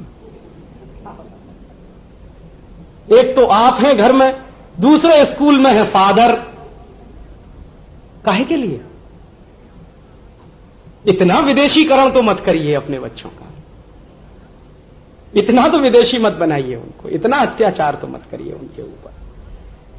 इसलिए उनको कॉन्वेंट में भेजना बंद करिए। और ये कॉन्वेंट स्कूल चले क्यों हैं? ये चले हैं हिंदुस्तान में उन बच्चों के लिए, उन लोगों के बच्चों के लिए जो क्रिश्चियन हो गए हैं पिछले कुछ सालों में। तो क्रिश्चियनाइजेशन का एक प्रोसेस चला है इस देश में, और वो कोई आज का नहीं है, वो 150-200 साल पुराना है। अंग्रेजों ने 1813 से भारत में क्रिश्चियनाइजेशन का प्रोसेस शुरू किया था। और मेरे पास एक ब्रिटिश पार्लियामेंट के हाउस ऑफ कॉमन्स का एक प्रस्ताव है, जिसको मैं छापने वाला हूं कुछ दिन के बाद किताब के रूप में। वो प्रस्ताव है सन 1813 में ब्रिटिश पार्लियामेंट में पारित हुआ था, जिसका टाइटल है how to Christianise India. British parliament का पारित किया हुआ। माने ईस्ट इंडिया कंपनी धंधा करने नहीं आई है, वो हिंदुस्तान को ईसाई बनाने के लिए भी आई है। और विल्बरफोर्स का भाषण है, और वो भाषण में विल्बरफोर्स बिल्कुल स्पष्ट कह रहा है कि व्यापार करना तो बहाना है, असली काम तो हिंदुस्तान को ईसाई बनाना। तो उनका मूल उद्देश्य तो ईसाई बनाने का है, तो वो तो आए हैं इसके लिए आपके देश में। और 1813 के बाद जब ये प्रस्ताव पारित हो गया है हाउस ऑफ कॉमन्स में, उसी के बाद हिंदुस्तान में चर्च बनना शुरू हुए हैं, फिर यहां पर पादरी आना शुरू हुए हैं, फिर उनके लिए पैसा आना शुरू हुआ है। फिर अंग्रेजों ने एक कानून बनाया है, वो कानून आज भी चलता है, उसका नाम है FCRA, foreign contribution regulation act. तो इस कानून के तहत चर्च के लिए पैसा आता है, फिर उसके लिए स्कूलों के लिए पैसा आता है, तो वो तो आज भी चल रहा है। तो ये तो चर्च और स्कूल बनाए गए, चलाए गए उन लोगों के लिए जो क्रिश्चियन बनेंगे और उनके बच्चे वहां पढ़ने के लिए जाएंगे। उनका मोटिव बहुत साफ है, हम बेवकूफ हैं जो अपने बच्चों को वहां भेजें। तो फिर कहते हैं राजीव भाई क्या बताएं, मातृभाषा के स्कूल अच्छे नहीं चलते। अक्सर लोगों का यह तर्क है कि हमारे मराठी माध्यम के स्कूल अच्छे नहीं चलते, गुजराती वाले अच्छे। तो मैं उनसे यह कहता हूं कि आपने कब मराठी माध्यम के स्कूलों को उतना डोनेशन दिया है जितना आप कॉन्वेंट स्कूल को दे आते? कॉन्वेंट स्कूलों को एक एक बच्चे के लिए 25,000 भी दे देंगे, 30,000 भी दे देंगे, 50,000 भी दे देंगे, उनकी गालियां भी सुनेंगे, उनकी झड़कियां भी सुनेंगे, लाइन लगा के खड़े भी रहेंगे। और मराठी स्कूल को 5,000 रुपए दान करने की बात आए तो कहेंगे कैसे दें। तो आपने तो खुद सत्यानाश किया है अपनी मातृभाषा के स्कूलों का। और मेरे समझ में यह नहीं आता कि मराठी माध्यम के स्कूलों को दान अगर आप नहीं देंगे तो कौन देगा? फिर कोई बाहर से थोड़ी आएगा मराठी माध्यम के स्कूलों को चलवाने के लिए, कोई बाहर से थोड़ी आएगा गुजराती माध्यम के स्कूलों को चलवाने के लिए, कोई बाहर से थोड़ी आएगा हिंदी माध्यम के स्कूलों को चलवाने के लिए। वो तो आपको चलाने पड़ेंगे, आपको उनकी व्यवस्था करनी पड़ेगी। और मैं हमेशा ये चुनौती के साथ कहता हूं कि जितना डोनेशन कॉन्वेंट स्कूलों को जाता है, अगर वो मराठी और गुजराती स्कूलों को मिलना शुरू हो जाए तो कॉन्वेंट से कई गुने अच्छे ये स्कूल चलना शुरू हो जाएंगे। और सवाल प्रतिष्ठा देने का है। आपने जो प्रतिष्ठा दी हुई है उन स्कूलों को, वो प्रतिष्ठा आप मराठी स्कूलों को दे दीजिए, गुजराती स्कूलों को दे दीजिए, दूसरी मातृभाषा के स्कूलों को दे दीजिए, तो वो भी चलने लगेंगे और इतने ही सक्षम हो जाएंगे, इतनी ही शक्ति उनमें आ जाएगी। और एक बात ध्यान रखिए हमेशा से कि बच्चे का अगर संपूर्ण विकास आप चाहते हैं तो मातृभाषा में उसको पढ़ाइए। बिना मातृभाषा के किसी भी बच्चे का विकास होना संभव नहीं है। और यह मैं बहुत गंभीरता से इसलिए कह रहा हूं कि मेरा सत्यानाश हो चुका है बचपन में। अंग्रेजी में मैं पढ़ के मेरा सत्यानाश करवा चुका हूं। और वो उसका लक्षण अगर आप चाहें तो अभी भी देख सकते हैं कि मैं भाषण हिंदी में देता हूं, शब्द अंग्रेजी में आते हैं। वो बीमारी अभी तक नहीं गई मेरे मन से। मैं बिल्कुल ईमानदारी से स्वीकार करता हूं कि इस अंग्रेजियत का प्रोडक्ट हूं मैं। कोशिश कर रहा हूं कि मैं मेरा स्वदेशीकरण करूं और ईमानदार कोशिश कर रहा हूं। कुछ दिन पहले तक तो अंग्रेजी हिंदी बोलना भी मुश्किल था मेरे लिए, अभी इतनी बोल पाता हूं, एक आध साल में शायद इससे भी अच्छी बोल पाऊं। यह कोशिश कोई भी कर सकता है। और मैं आपको मेरी बीती हुई बता रहा हूं कि जब मैं रिसर्च प्रोजेक्ट पे काम करता था और जब भी मेरे प्रोजेक्ट की हाइपोथेसिस लिखने के लिए मैंने कुछ सोचने की प्रक्रिया शुरू की, जब जब मैंने अंग्रेजी में सोचा, एक लिमिट के बाद मैं आगे नहीं बढ़ पाया और सोचने के लिए मुझे मेरी मातृभाषा में आना ही पड़ा। तो मौलिक चिंतन अगर कराना है किसी को, मुख्य बात है सोचने के लिए आपको सिखानी है तो मातृभाषा ही चाहिए, उसके साथ शब्द चाहिए, शब्दों का संस्कार चाहिए। तो किसी भी बच्चे का संपूर्ण विकास उसकी मातृभाषा में ही संभव है। और आप चाहें तो यह प्रयोग करके देख लीजिए। आप अपने बच्चे को कोई सवाल दीजिए मराठी में हल करने के लिए, हो सकता है वो 15 मिनट में कर ले, 20 मिनट में कर ले। फिर उसी सवाल को अंग्रेजी में दे दीजिए आप हल करने के लिए, तो हो सकता है 1 घंटा लग जाए उसको। हाँ, मेरा अपना कैलकुलेशन है कि मातृभाषा में कोई प्रश्न अगर आप 1 घंटे में तैयार करा दें अपने बच्चे को, तो अंग्रेजी में वही प्रश्न तैयार कराने के लिए 6 घंटे चाहिए उसको। तो आप कर क्या रहे हैं?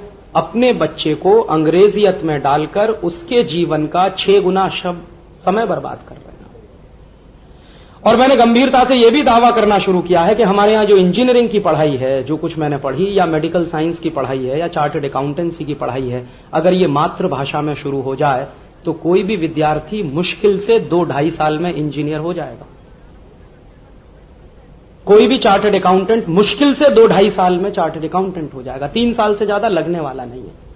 क्योंकि साल 2 साल तो उस बच्चे के भाषा का संस्कार सीखने में ही बर्बाद होते हैं। और उस समय बच्चे के मन की तकलीफ क्या है आप इसका कल्पना नहीं कर सकते।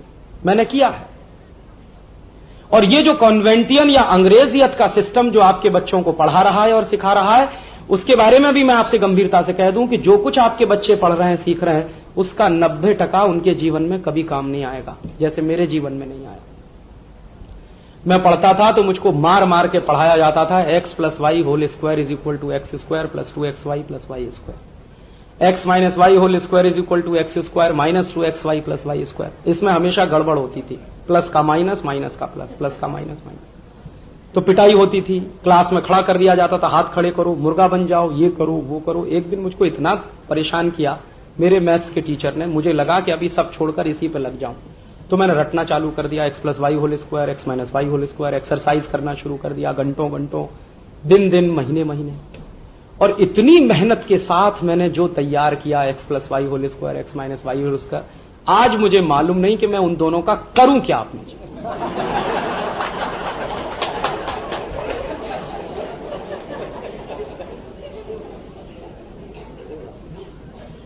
मुझे खुद नहीं मालूम कि मैं क्या करूं उसका।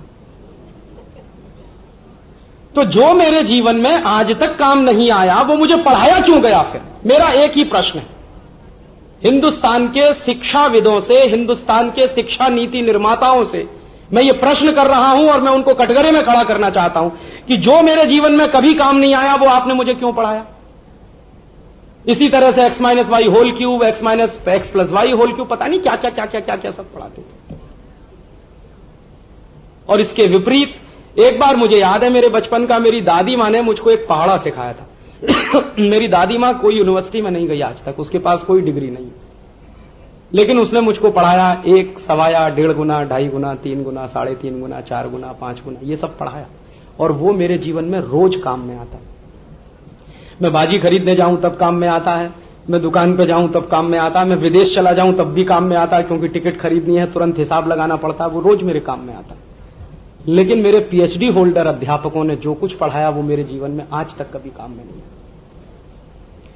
और मुझको अधकचरा कैसे बनाया गया, कैसे मैं आधा हिंदुस्तानी, कैसे आधा अंग्रेज बना, उसका भी है कि बचपन में मुझको एक सवाल देते थे, मुझे अभी भी याद है, मेरी मेमोरी बहुत शार्प है, ईश्वर की कृपा है कुछ। बचपन में मुझे एक सवाल मिलता था कि डैडी ने 10 रुपए दिए, उसमें से 5 रुपए की चॉकलेट खाई, बताओ कितना बचा? अभी उद्देश्य क्या है? सब्सट्रैक्शन सिखाना है। तो 10 रुपए में से 5 रुपए जाएंगे तो कितना बचेगा? उद्देश्य ये है। लेकिन उदाहरण क्या लिया हुआ है कि 5 रुपए की चॉकलेट खाई। अभी मान लो मैं 10 रुपए में से 5 रुपए की चॉकलेट खाना शुरू करता हूं, तो एक दिन पूछूंगा कैडबरीज की खाऊं कि नेस्ले की? तो मैं तो बचपन से अच्छा खासा स्वदेशी आदमी, आपने मुझे विदेशी बना दिया। अगर यही सवाल था तो ये ऐसे भी पूछा जा सकता था कि पिताजी ने 10 रुपए दिए, पूछूंगा मां ये मंदिर क्या होता है, फिर पूछूंगा ये दान क्या होता है, फिर मेरी मां समझाएगी कि मंदिर क्या होता है, फिर ये भी समझाएगी दान क्या होता है, और ये मंदिर और दान समझता हुआ जब मैं बड़ा होऊंगा तो अपने आप भारतीय सभ्यता में लौट आऊंगा।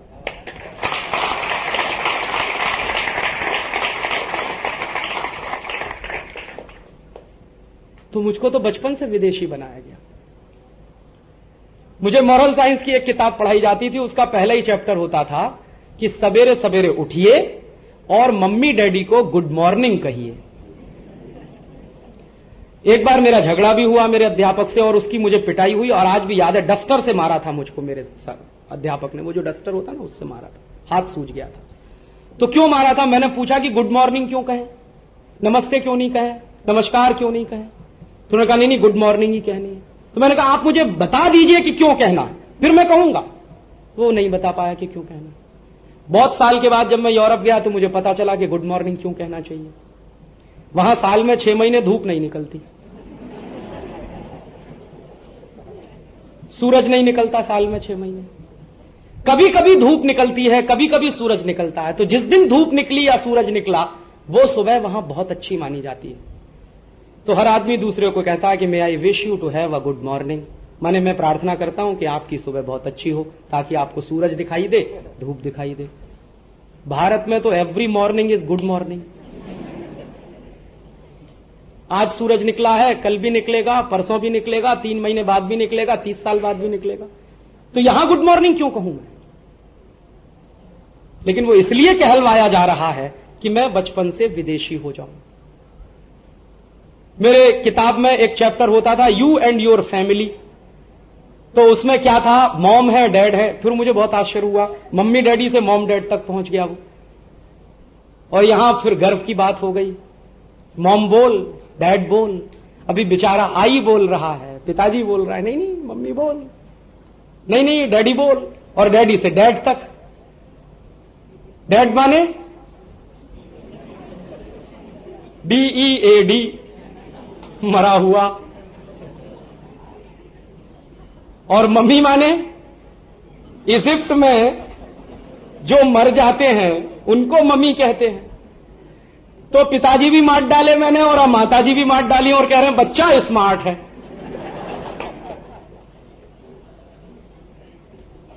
बेचारा आई बोलता है, पिताजी बोलता है, वो मंजूर नहीं है, मम्मी डैडी बोल भाई। और वहां से अब डैड तक आ गए हैं, मॉम तक आ गए। और वो नमस्ते नमस्कार, हाय हाय हाय हाय हाय हाय। मैंने तो बचपन में देखा है हाय हाय हाय हाय तब करते थे जब कोई मर जाता था, और ऐसे छाती पीटते हाय हाय हाय हाय। आजकल के सब बच्चों को मैं यही देखता हूं, खासकर कॉन्वेंटियन तो यही करते रहते हैं। कुछ नहीं हो रहा है, बचपन से विदेशीकरण हो रहा है मेरा, और बहुत अच्छे तरीके से। माने जब आपको पता नहीं चले कि कोई ऐसी प्रक्रिया आपके ऊपर अपनाई जा रही है, आप उससे विदेशी होते चले जा रहे हैं, यह बहुत आसान तरीका होता है गुलाम बनाने का। यही चल रहा है। और कैसे मुझको एक संकुचित दिमाग वाला बनाया जा रहा है, कैसे मुझे फंडामेंटलिस्ट बनाया जा रहा है इस शिक्षा के माध्यम से। कहते जरूर है कि आप प्रोग्रेसिव हो जाएंगे, वास्तव में मैं फंडामेंटलिस्ट हो रहा हूं। कैसे हो रहा हूं? एक चैप्टर मैंने पढ़ा है, उसको मैं आज भी याद करता हूं, यू एंड योर फैमिली। तो उसमें क्या है, मम्मी है, डैडी है, तुम हो, तुम्हारा भाई है, फैमिली खत्म। इसके आगे फैमिली नहीं। मेरी फैमिली में मेरे काका भी हैं, चाचा भी हैं, ताऊ भी हैं, मामा भी हैं, मौसा भी हैं, मौसी भी है, नाना भी है, नानी भी है, दादा भी है, दादी भी। ये कहीं नहीं है, सिर्फ मैं, मेरी मां, मेरे पिता, मेरा भाई, फैमिली खत्म। अब जब बचपन से मैं यही सीखता आया हूं, एक दिन अचानक से काका आ गए कोई घर में, तो पूछ रहा हूं मम्मी कब जाएंगे ये? आते घर में नहीं घुसे कि कब जाएंगे। क्यों? क्योंकि उनके साथ मेरा कोई रागात्मक रिश्ता नहीं है। और ये रागात्मक रिश्ता बनेगा कहां से? मुझको संस्कार वो मिला नहीं शिक्षा के माध्यम से। और फिर आगे बड़े होकर मैं इसी बात को सीख रहा हूं, और सारा देश कहता है कि हम प्रोग्रेस कर रहे हैं। एक्चुअली पूरे देश को फंडामेंटलिस्ट बनाया जा रहा है। हम दो, हमारे दो, बाकी आपका कोई नहीं। तो यहां तो इतना बड़ा परिवार, परिवार से भी बड़ा कुटुंब, और कुटुंब से बड़ा गांव, वो सब खत्म करके मुझको इतना संकुचित कर दिया आपने कि अभी हम दो, हमारे दो। तो आपने कह दिया कि आपकी प्रोग्रेस हो गई। वास्तव में तो आप फंडामेंटलिस्ट हो गए, संकुचित हो गए, प्रतिक्रियावादी हो गए कि चाचा आ गए तो कब जाएंगे, मामा आ गए तो कब जाएंगे, दादा आ गए तो कब जाएंगे, नानी आ गई तो कब जाएगी। ये सब बच्चों के मन में कहां से पैदा हो रहा? ये डाला जा रहा है एक संस्कार के रूप में। और दुर्भाग्य हम सबका यही है कि इस तरह के संस्कार लेकर जब हम बड़े हो रहे हैं, तो ना तो हम भारतीय हैं, ना तो हम यूरोपियन हैं, ना तो हम अमेरिकन हैं, ना तो हम हिंदुस्तानी हैं। हमारी खिचड़ी बन के रह गई है, एक त्रिशंकु की हालत में हम लटक रहे हैं। तो मैं यही कहता हूं लोगों से, और ये मैं बहुत गंभीर बात कहता हूं कि या तो हम तय करें और सारे देश को पूरी ताकत लगा के यूरोप बना दें, अमेरिका बना दें, उसमें मुझे मंजूर है, आप कर लीजिए। लेकिन उसके परिणामों के बारे में पहले से सोच लीजिए। यूरोप में, अमेरिका में भाई और बहन के बीच जो शुचिता होती है वो संभव नहीं है। मैंने दुनिया के किसी भी देश में रक्षाबंधन जैसा त्योहार नहीं देखा। और जब मैं यूरोप में गया तो बहुत बार उन लोगों से बात करता था, और एक बार ऐसी चांस की बात थी कि मैं रक्षाबंधन के दिन पेरिस में था, और मेरी बहन के साथ मैंने फोन पे बात की। तो मेरे दोस्त जिसके घर में मैं रहता था, उसने मुझसे पूछा कि तुमने इतनी देर अब तुम्हारी बहन से बात की। मैंने कहा आज रक्षाबंधन है। तो उसने पूछा कि ये क्या होता है? मैंने कहा तुम्हारे समझ में नहीं आएगा ये क्या होता और बहुत दिन मैंने उसको सोचा कि मेरे देश के ऋषियों ने, मुनियों ने ये रक्षाबंधन क्यों बनाया। होली बनाई, समझ में आता है, उत्साह है, उल्लास है, नई फसल आती है, कटती है, होली है। दिवाली बनाई, लक्ष्मी की पूजा करनी है, घर में धान्य आना है, वो भी समझ में आता है। दशहरा है, भगवान राम ने रावण पे विजय पाई, वगैरह वगैरह। माने हर त्योहार किसी ना किसी पौराणिक कथा के साथ जुड़ा हुआ है। अकेला ये रक्षाबंधन एक ऐसा त्योहार है जो किसी पौराणिक कथा से नहीं जुड़ता। तो क्यों बनाया होगा ये? तो बहुत दिन के बाद मेरे समझ में आया कि भाई और बहन के बीच में वो पवित्रता का हमेशा से एहसास बना रहे, इसलिए बहन हर साल राखी बांधे और भाई उस पवित्रता के एहसास को महसूस कर सके। यूरोप में जब भाई बहन 15 साल से ऊपर के हो जाते हैं, 16 साल से ऊपर के हो जाते हैं, 17 साल से ऊपर के हो जाते हैं, तो वो लोग आपस में उतने ही पवित्रता का एहसास कर सकें जो हम कर पाते हैं, इसकी संभावना नहीं होती। और आप इशारे से समझ सकते हैं। और उनकी संस्कृति और सभ्यता में संभव भी नहीं है कि ये हो सके। ये मेरी ही सभ्यता में संभव है कि भाई और बहन के बीच कभी भी कोई दुष्चरित्रता आने ना पाए, इसलिए हर साल वो रिपीट करती है, बहन राखी बांधती है और मैं उसकी सुरक्षा का दायित्व अपने ऊपर लेता हूं। तो ये एक एहसास दिलाने वाला त्योहार है, ये भारतीयता से जुड़ा हुआ है। अगर आप इस समाज को यूरोपियन बनाएंगे या अमेरिकन बनाएंगे तो रक्षाबंधन माइनस करना पड़ेगा, संभव नहीं है, वो चल नहीं पाएगा। और अगर आप इसको माइनस करेंगे तो फिर ये भी कल्पना कर लीजिए कि भाई और बहन के बीच में पवित्रता की कोई दीवार होगी या नहीं होगी। अगर आप इन रिश्ते नातों को छोड़ देंगे यूरोपियन बनने के चक्कर में, अमेरिकन बनने के चक्कर में, तो कल्पना कर लीजिए फिर मां बेटे के संबंधों के बारे में। क्योंकि यूरोप में तो सिगमंड फ्राइड जैसे लोग हुए हैं जो मां बेटे के संबंध में भी अश्लीलता देख सकते हैं, सेक्स देख सकते हैं। इतने आंख के अंधे हमारे यहां तो नहीं हो सकते। मां के प्रेम में करुणा तो हो सकती है, ममता तो हो सकती है, सेक्स कहां से आया? लेकिन सिगमंड फ्राइड तो वही देखता है। यूरोपियन सभ्यता में तो यही है और वो उनका मूल है। इसलिए वहां क्या होता है, संबंध सिर्फ दो होते हैं, या तो स्त्री होती है या तो पुरुष होता है, या तो औरत होती है या तो पुरुष होता है। बाकी चीजें तो सेकेंडरी होती हैं और बाकी चीजें तो मजबूरी की होती हैं जिनको निभाना पड़ता है और कुछ समय तक निभाते हैं, उसके बाद खत्म हो जाता है। एक बार मैं हॉलैंड में था, एम्स्टर्डम में, मेरे होस्ट थे। मुझे उनकी चिंता क्या थी, उनकी लड़की थी, बेटी थी जिसकी 14 साल की उम्र हो गई थी। उनका नाम था आइलिन। मैं आइलिन के साथ रहता था। एक दिन आइलिन ने मुझसे कहा कि राजीव मैं बहुत चिंता में हूं। मैंने कहा क्या चिंता है आपकी? कि मेरी बेटी का अभी तक कोई बॉयफ्रेंड नहीं है। 14 साल की उनकी बेटी, और उनकी चिंता है कि उनकी बेटी का कोई बॉयफ्रेंड नहीं है। तो मैंने कहा आइलिन क्या बोल रही हो आप? कि नहीं मेरी बहुत चिंता है। तो मैंने तड़ से पूछ लिया कि आपके कितने बॉयफ्रेंड थे? तो उन्होंने गिनाना शुरू कर दिया। फिर वहीं से एक दिन एहसास आया तो मैंने आइलिन से पूछ भी लिया कि आइलिन आपने शादी कितनी की है? तो आइलिन की 14 शादियां हुई थी। फिर मैंने एक दिन आइलिन से पूछा कि आइलिन आपके बच्चे कितने हैं? तो उन्होंने बताया कि कुछ 7-8 बच्चे भी हैं। मैंने कहा वो रहते कहां हैं? कि सब यहीं रहते हैं एम्स्टर्डम में। मैंने कहा आपके पास नहीं है? कि नहीं है। उनके पास कौन रहता है? 2-3 कुत्ते पाल रखे थे उन्होंने। आइलिन का कोई पति भी नहीं था। मैंने कहा आपके सब पति मर चुके हैं? कि नहीं, 3 मरे हैं, बाकी सब जिंदा हैं। मैंने कहा वो सब कहां रहते हैं? कि वो भी सब यहीं रहते हैं। आपके साथ क्यों नहीं रहते? कि नहीं रहते। फिर मैंने पूछा आइलिन आप जरा ये बताइए आपका सबसे पहला तलाक कब हुआ था और क्यों हुआ था? आप बिना हंसे सुनिएगा इसको। तो आइलिन ने जवाब दिया कि मेरा सबसे पहला तलाक हुआ था क्योंकि मेरे पति ने मेरा टूथब्रश कर लिया था, इसलिए तलाक हो गया। माने पति के मात्र टूथब्रश कर लेने से आइलिन ने अपने पति को तलाक दे दी। दूसरे पति का तलाक कैसे हो गया? तो ऐसे ही एक एक से बेवकूफी के उदाहरण। कि एक दिन आइलिन ने कहा था और उसने सेंट नहीं लगाया था, तो आइलिन को लगा कि ये बहुत गंदा आदमी है, तो तलाक हो गया। और कहा कि उसके शरीर में से बहुत बदबू आती थी, पसीने की बदबू आती थी। अब आइलिन जो कह रही थी मैं आंखें फाड़ के सुन रहा था, क्योंकि मेरे लिए ये सब आश्चर्य की बातें हैं। और मैं आइलिन की कही हुई हर बात अपनी मां के ऊपर टेस्ट करने की कोशिश कर रहा था। कि मेरी मां मेरे पिता से 50 बार दुखी हो सकती है, 100 बार दुखी हो सकती है, 50 बार उनको डांट सकती है, 100 बार डांट सकती है, लेकिन तलाक लेने के बारे में कभी नहीं सोच सकती। तो भारत को अगर आप यूरोप बनाना चाहते हैं तो इन प्रश्नों पर गंभीरता से विचार करना होगा। भारत को अगर अमेरिका बनाना चाहते हैं तो इन प्रश्नों पर गंभीरता से विचार करना होगा हमको। और आइलिन की पूरी कहानी वहां से लौटकर मैंने लिखी थी। यहां एक पत्रिका निकलती है हिंदी में, उसका नाम है हंस, उसमें वो छपी थी 91-92 में। तो मेरे ऊपर बहुत सारे आरोप और प्रत्यारोप लगे थे। जैसे कुछ एक आरोप ऐसे भी लगे थे कि तुम सब जो है फालतू के लोग हो, तुमको प्रोग्रेस ही नहीं दिखाई देती यूरोप में। मैंने कहा मैं देखूं कहां से, चश्मे तो मैंने सब बदलने की कोशिश की, अब दिखाई दे तब तो देखूं, है वहां पे कुछ तो देखने के लिए देखूं। संकट वहां का यही है। हम क्या देखते हैं वहां जाके? मेरे कुछ दोस्त हैं, कहते देखो अमेरिका कितना अच्छा है। तो मैंने कहा क्या है? कि देखो सड़क के ऊपर सड़क। हाँ, यही बहुत बड़ी भारी बात।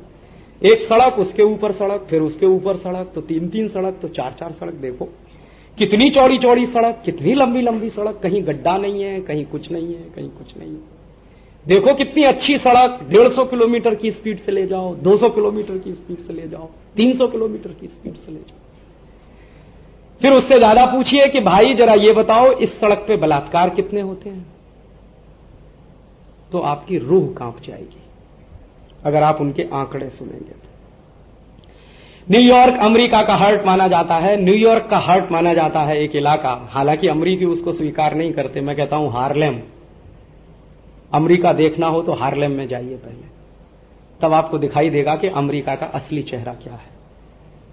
वॉशिंगटन डीसी के आसपास आप घूम के चले आएंगे तो आपको अमेरिका समझ में नहीं आएगा। अमेरिका को समझना है तो हार्लेम में जाना पड़ेगा आपको, तो आपको समझ में आएगा कि भूखमरी कितनी है, बलात्कार कितने होते हैं, चोरियां कितनी होती हैं, डकैतियां कितनी पड़ती हैं। अभी तो अमेरिकन सरकार के आंकड़े हैं, उनका एक कमीशन है, प्यू चैरिटेबल ट्रस्ट अमेरिका में एक बहुत बड़ा ट्रस्ट है, उन्होंने एक कमीशन बिठाया था। उस कमीशन की रिपोर्ट ये बताती है कि अमेरिका में 1 मिनट में सबसे ज्यादा बलात्कार होते हैं पूरी दुनिया में। अमेरिका में 1 मिनट में सबसे ज्यादा मोलेस्टेशन के केसेस होते हैं। अमेरिका में 1 मिनट में सबसे ज्यादा छेड़खानी की ऐसी घटनाएं होती हैं जिनमें कई बार मृत्यु तक हो जाती है। अमेरिका में सेक्स और सेक्स से संबंधित बीमारियों से मरने वाले लोगों की संख्या दुनिया में सबसे ज्यादा। और ऐसी ऐसी बातें आप सुनते चले जाइए तो आपका दिल कांप जाएगा। और क्राइम अमेरिका में लगातार बढ़ रहा है, किसी के रोके नहीं रुकता है। अमेरिकन सरकार का जो बजट आता है, या ऐसे माने कि अमेरिकन सरकार का जो नेट रेवेन्यू कलेक्शन है, उसका करीब करीब 15 से 20% क्राइम को रोकने में खर्च होता है, नेट रेवेन्यू कलेक्शन का। फिर भी क्राइम रुकता नहीं है। और क्राइम किस लेवल के होते हैं? 11 साल का बच्चा बंदूक निकाल के 5 बच्चों को मार देता है अपने स्कूल में। वॉशिंगटन में अभी हुआ, वॉशिंगटन डीसी। 13 साल का बच्चा जेब में रिवॉल्वर लेके आता है, क्लास में शूट कर देता है अपने अध्यापक को, क्योंकि अध्यापक ने उसको पनिशमेंट दिया। 12-15 साल के 10-12 बच्चे खुली जीप में बैठते हैं और दनादन गोलियां चलाते हुए निकलते हैं। बाद में पुलिस उनको अरेस्ट करती है, पूछती है कि तुमने ये क्यों किया? For the sake of the fun. Thrill है इसमें, रोमांच है ये करने में। वो अमेरिका है। क्लास में कोई टीचर पढ़ाए और बिना बेइज्जत होके निकल आए तो ये आश्चर्य की बात मानी जाती है। वहां कोई भी क्लासरूम में टीचर घुसे और वो टीचर बिना बेइज्जत होके उस दिन बाहर निकले तो मान लीजिए आपने बहुत बड़ा किला फतेह कर लिया। बच्चे जिस तरह की बेइज्जती करते हैं अपने अध्यापकों की, आप उसकी कल्पना नहीं कर सकते। और किससे तो यहां तक है कि बच्चों के अपने अध्यापकों के साथ किस तरह के रिश्ते होते हैं, आप उसकी कल्पना नहीं कर सकते। अमेरिका वो देश है जहां होमोसेक्सुअलिटी सबसे ज्यादा है। बिल क्लिंटन ने राष्ट्रपति बनने के बाद जो सबसे पहला कानून बनाया अपने देश में, होमोसेक्सुअल लोगों को शादी करने की छूट दी। पुरुष पुरुष से शादी करे, महिला महिलाओं से शादी करे। फिर दूसरा कानून बनाया बिल क्लिंटन ने कि आर्मी में, नेवी में होमोसेक्सुअल्स की भर्ती हो सकती है, जो अब तक पाबंदी लगाई गई थी जिस पर। तो 50 बार सोचिए भारत को अमेरिका बनाने से पहले, 50 बार सोचिए भारत को यूरोप बनाने से पहले, मेरा अपना मानना यह है कि हिंदुस्तान को आप हिंदुस्तान ही रहने दीजिए, इसको अमेरिका बनाने की कोशिश मत करिए, यूरोप बनाने की कोशिश मत करिए, इसको भारत ही रहने दीजिए। हां, इतना जरूर करिए कि भारत के भारतीय रहने में जो गड़बड़ियां पैदा हो गई हैं पिछले 1-1.5 हजार साल में, इनको दुरुस्त कर लीजिए तो ये समाज बहुत आगे निकल जाएगा। उन गलतियों को, उन गड़बड़ियों को जो हमारी सभ्यता में पनपी पिछले 1-1.5 हजार साल में, और आप जानते हैं लंबे समय तक अगर किसी भी सभ्यता पर बाहरी आक्रमण होते रहें तो वो समाज तो टूटना फूटना शुरू हो ही जाता है। हम तो 3rd सेंचुरी BC से अटैक झेल रहे हैं। सिकंदर आया और सिकंदर के बाद लाइन लगी इस देश में। बीच में कुछ ऐसा पीरियड था 200-500 साल का जिसमें कोई नहीं आया अटैक करने के लिए, लेकिन आते ही रहे। तो जो समाज 1-1.5 हजार साल बाहर के आक्रमणों को झेलता रहा हो, उस समाज में आंतरिक गड़बड़ियां और विकृतियां आना बहुत स्वाभाविक है। हमारी आपकी कोशिश यह होनी चाहिए कि पिछले 1-1.5 हजार साल में, 2000 साल में जो आंतरिक विकृतियां आई हैं हमारे समाज में, उनको हम ठीक कर लें, माने भारत को ज्यादा अच्छा भारत बना लें। ये तो हम सबके लिए संभव है। भारत को अमेरिका बनाना संभव नहीं, भारत को यूरोप बनाना संभव नहीं, और अगर ये काम करना है तो स्वदेशीकरण करना ही होगा। तो हम स्वदेशी आंदोलन क्यों चला रहे हैं? क्योंकि इस पूरे भारतीय समाज का हमें स्वदेशीकरण करना है। कहां कहां यह विदेशी है उसकी पहचान करनी है, फिर उस पहचान के आधार पर कहां कहां इसे स्वदेशी बनाना है उसके लिए प्रयास करना है। अभी तो मेरे जैसे आदमी के लिए मैं तो आपसे पूरी विनम्रता से यह कह रहा हूं कि अपने आप को ना तो मैं एंथ्रोपोलॉजिस्ट मानता हूं, ना मैं सोशल साइंटिस्ट हूं। मैं तो साइंस टेक्नोलॉजी का आदमी, लेकिन अभी एंथ्रोपोलॉजी भी समझने की कोशिश कर रहा हूं, सोशल साइंस भी समझने की कोशिश कर रहा हूं। और इस कोशिश में कई बार मेरे मन में भ्रम हो जाता है कि मैं कहां भारतीय हूं, कहां विदेशी हूं। अपने जीवन के बारे में मैं बात कर रहा हूं। अपने पूरे चित्त के साथ, अपने पूरे मन की शुद्धि के साथ मैं स्वदेशी बनने की कोशिश में लगा हुआ हूं, लेकिन कई बार ऐसा होता है कि मैं वहां पे विदेशी हो जाता हूं, स्वदेशी नहीं रह पाता। तो मुझे लगता है कि मेरे जैसे आदमी के साथ जब इतना बड़ा संकट है तो बाकी लोगों के बारे में तो कल्पना करना हमको चाहिए। तो ज्यादा मेहनत के साथ हमको स्वदेशी बनने में कोशिश करनी पड़ेगी, और कोशिश से कुछ भी संभव है, क्योंकि अभी भी हम पूरे विदेशी नहीं हुए हैं, अभी भी हम आंशिक रूप से विदेशी हुए हैं। मानस में कुछ परतें विदेशीपन की घुस गई हैं, वो हटाते चले जाएंगे तो काफी स्वदेशीपन हम में आता चला जाएगा। और फिर प्रश्न यह आएगा, तो क्या हम आधुनिक रह पाएंगे कि नहीं रह पाएंगे? मैं एक बहुत गंभीर बात कहता हूं कि भारतीय सभ्यता और संस्कृति में रहते हुए भी हम आधुनिक हो सकते हैं। आप पूछेंगे इसका एक उदाहरण दीजिए, तो आधुनिकता के उदाहरण की एक ही परिभाषा और आप समझ लें तो बहुत अच्छी बात है। हिंदुस्तान में या भारत में पिछले सैकड़ों वर्षों में ये जो जातियों का वर्गीकरण हुआ, जातियों का वर्गीकरण कभी हुआ होगा किसी समय विशेष में, शायद उस समय की जरूरत रही हो, समाज के बैलेंस को बनाए रखने के लिए, संतुलन को बनाए रखने के लिए किया होगा। लेकिन इस तरह का वर्गीकरण इस समाज में कभी नहीं हुआ कि तुम ऊंचे हो या हम नीचे हैं, यह कभी नहीं हुआ। यह तो गुलामी के दौर में ज्यादा हुआ है। मैंने भारत के जो जातियों के बड़े लोग हैं उनके बीच में काफी कुछ रिसर्च करने का काम शुरू किया है। जैसे मैं अभी कुछ दिन पहले, कुम्हार जाति होती है हमारे यहां जो कुल्हड़ बनाती है, मिट्टी के बर्तन बनाती है, उनके लोगों के बीच में गया और ये कह के गया कि मुझे आपकी कहानी सुननी है, आप अपनी कहानी सुनाइए कि आपका विकास कैसे हुआ, आपका जन्म कैसे हुआ। तो उन्होंने कहानी सुनाना शुरू कर दिया। कहानी होते होते वहां तक पहुंची। अब पूरी कहानी तो मैं आपको नहीं सुनाना चाहता, एक ही लाइन में उसका जिस सुना देना चाहता हूं कि वो कुम्हार जाति का जो नेता था वो सुनाते सुनाते मुझको वहां तक ले गया जब उसने कह दिया कि हम सब जो शूद्र हैं, हम सबका जन्म ब्रह्मा जी के पैर में से हुआ है। अभी वहां पहुंच गया वो। मैंने कहा भाई, अगर तुम्हारा जन्म ब्रह्मा जी के पैर में से हुआ है तो तुम नीचे कैसे हो गए? तो उसने कहा मैं तो कभी नहीं मानता कि मैं नीचा हूं।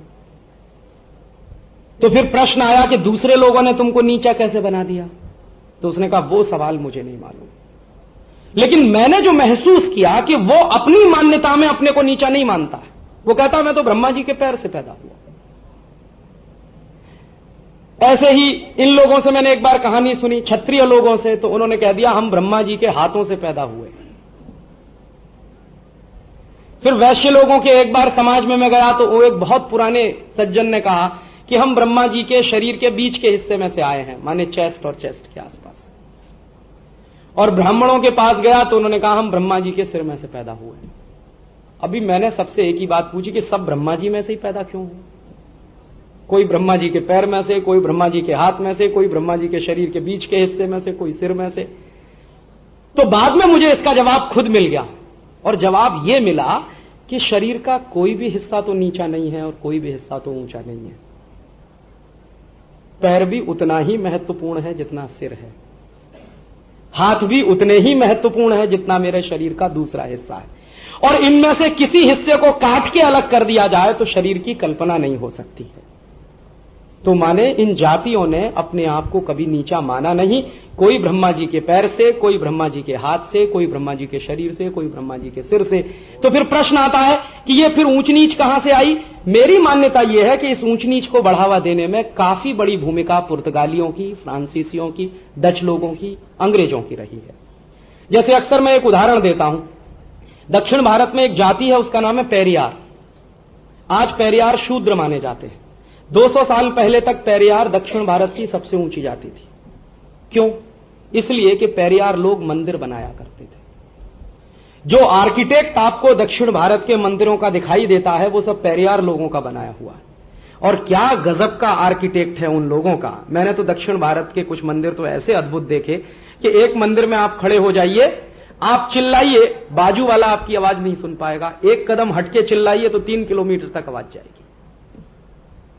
इतना गहरा आर्किटेक्ट इस देश में रहा जिन लोगों के पास, उनका नाम है पेरियार, तो वो नीचे कैसे हो सकते हैं? फिर पेरियारों की कहानी इकट्ठा करना मैंने शुरू किया। तो कहानी इकट्ठा करते करते एक दिन पता चला कि ये जाति तो 1850 तक मंदिर बनाती थी। मंदिर बनाने के बाद मंदिर में प्राण प्रतिष्ठा करती थी। उसके बाद मंदिर सौंप दिया जाता था दूसरे लोगों को। बाहर से कभी मंदिर पर आक्रमण होगा तो फिर सुरक्षा के लिए आ जाते थे। तो ये नीचे कैसे हो गए फिर? तो इसका रहस्य मुझे मिला 1890 में अंग्रेजों ने एक सर्वे किया इस देश में जातियों के आधार पर। पहला सर्वे है इस देश का जातियों के आधार पर 1890 का। उस सर्वे में अंग्रेजों ने जानबूझकर पेरियारों को सबसे नीचे रख दिया। अब उस सर्वे को जो करवाने वाला ऑफिसर है उसके कुछ पत्र मिले हाउस ऑफ कॉमन्स की लाइब्रेरी में और इंडिया ऑफिस लाइब्रेरी में। उनको कोरिलेट करने की कोशिश जब मैंने की तो उसने चिट्ठियां लिखी हैं और वो चिट्ठी ये लिख रहा है कि दक्षिण भारत के समाज को अगर हमें खंड खंड तोड़ना है तो इस समाज का सबसे मजबूत हिस्सा है पेरियार, इसको तोड़ना पड़ेगा पहले। और ये कैसे टूटेगा? ये तब टूटेगा जब हम इनके महत्व को, इनकी प्रतिष्ठा को नीचे ले आएंगे। तो अभी तक ये मंदिर बनाने वाले लोग हैं, फिर हम इनको अछूत घोषित कराएंगे तो फिर ये मंदिर नहीं बनाएंगे। मंदिर नहीं बनाएंगे तो इनका आर्किटेक्ट का ज्ञान खत्म हो जाएगा 3-4 पीढ़ियों के बाद। और जब वो ज्ञान नहीं रहेगा तो प्रतिष्ठा तो अपने आप ही खत्म हो जाएगी, हमारा काम हो जाएगा। ये है अंग्रेजों की चाल। और उसके बाद पेरियारों को नीचे ले आया गया और उसके बाद उनको शूद्र घोषित कर दिया गया। बेचारे आज भी पेरियार उस इलाके में शूद्र माने जाते हैं। उनको मालूम नहीं है कि अंग्रेजों ने उनके साथ कितने भयानक खेल खेला। यह हिस्सा हिंदुस्तान के तभी तमाम दूसरे लोगों का। तो अभी सभ्यता का नवीनीकरण कैसे करें हम? मुझे ऐसा लगता है कि जिन लोगों की इज्जत और प्रतिष्ठा को नीचे लाया गया है, इनकी इज्जत और प्रतिष्ठा को अभी ऊंचा ले जाने की बात कहनी पड़ेगी। तो वो कुछ बात ऐसे कहनी पड़ेगी कि तुम तो सब ब्रह्मा जी के पैर से पैदा हुए हो, पैर सबसे ज्यादा महत्वपूर्ण है। अगर पैर नहीं होगा तो शरीर चलने वाला नहीं है, माने तुम्हारे बिना यह समाज चलने वाला नहीं है। और तुम्हारी भूमिका अगर इतनी महत्वपूर्ण है कि यह समाज चलने वाला नहीं है तो समाज के साथ आपको समरस होना ही पड़ेगा, या हमको उनके साथ समरस होना पड़ेगा। तो एक किस्सा है गणेश पुराण का। गणेश पुराण में शंकर जी उपदेश दे रहे हैं, कुछ ऋषि उनके साथ बैठे हुए सुन रहे हैं। हिंदुस्तान की माइथोलॉजी अगर समझनी हो तो ये जरूर पढ़ना चाहिए, गणेश पुराण। और ये कुछ मैंने पढ़ना शुरू किया। तो वो किस्सा क्या है? वो कह रहे हैं ब्रह्मा जी बैठे हैं, शंकर जी उपदेश दे रहे हैं, तो किसी ऋषि ने पूछ लिया है, शायद कोई ऋषि है, उनका नाम मैं बोल रहा हूं, कि आप आने वाले समय में आधुनिकता को कैसे परिभाषित करेंगे। तो कोई ऋषि है, वो कह रहे हैं, शंकर जी के बोलने से पहले कह रहे हैं कि मैं आने वाले समय में आधुनिकता को परिभाषित ऐसे करूंगा और मैं ये कहूंगा कि शूद्रों की जय हो। तो मुझे जवाब मिल गया गणेश पुराण में कि भारतीय सभ्यता का अगर नवीनीकरण हमको करना है तो ये बात हमारे सामने स्पष्ट है कि शूद्रों की जय हो। गांधी जी ने इसको एक दूसरे तरीके से व्याख्यायित किया है कि हम सबको शूद्र हो जाना चाहिए। शूद्र होना कोई गलत बात नहीं है। शूद्र माने हाईली स्किल्ड सोसाइटी। कुम्हार है, लोहार है, चर्मकार है, ये सब क्या है? इंजीनियर्स ही तो हैं। कुम्हार मिट्टी बनाने, मिट्टी वाला इंजीनियर है, चर्मकार चमड़े वाला इंजीनियर है, लोहार लोहे वाला इंजीनियर है। तो ये सब इंजीनियरों की ही तो जमात है, तो हम सबको हो जाना चाहिए इंजीनियर। माने सबको हाईली स्किल्ड पर्सन हो जाना चाहिए, तो हम सब शूद्र हो जाएंगे। तो शूद्रों की जय तो होने ही लगेगी, तो सभ्यता का नवीनीकरण हो जाएगा। जो गिरी है हमारी सभ्यता, वो सभ्यता फिर ऊंची भी उठ जाएगी। कुछ इस तरह के काम करने होंगे। तो हम जब ये स्वदेशी की बात करते हैं और मैं लोगों से कहता हूं कि आप बाटा का जूता मत पहनिए, तो लोग पूछते हैं क्या पहने? आपके गांव का मोची जो बनाता है उसको पहले पहनिए। माने उस मोची की प्रतिष्ठा बढ़ाने के लिए बहुत जरूरी है कि आप उसका बनाया हुआ जूता पहने, ताकि वो आपके साथ रागात्मकता महसूस करे। अभी हम उससे अलग हो रहे हैं। कैसे अलग हो रहे हैं? दुकान में जाते हैं बाटा की, एक एक दुकान में घूमते हैं, अपना पैर लेके जाते हैं। हमारा पैर का नंबर मान लीजिए 8 है। एक जगह जूता फिट नहीं हुआ, दूसरी जगह नहीं तो तीसरी जगह अपना पैर ले लेके घूम रहे हैं और जहां जूता फिट होगा पहन के चले आ रहे हैं। इस प्रक्रिया को उलट दीजिए और उलट के ये कहिए कि मेरा जूता मेरे गांव का मोची बनाएगा। क्यों बनाएगा? इसलिए कि मेरे पैर में जो अंगूठा है वो उंगली के साथ ज्यादा चिपका हुआ है, तो वो जब मेरे पैर का नाप लेने आएगा तो उसको मेरे इस अंगूठे के उंगली के बीच में चिपके होने की बात समझ में आ जाएगी।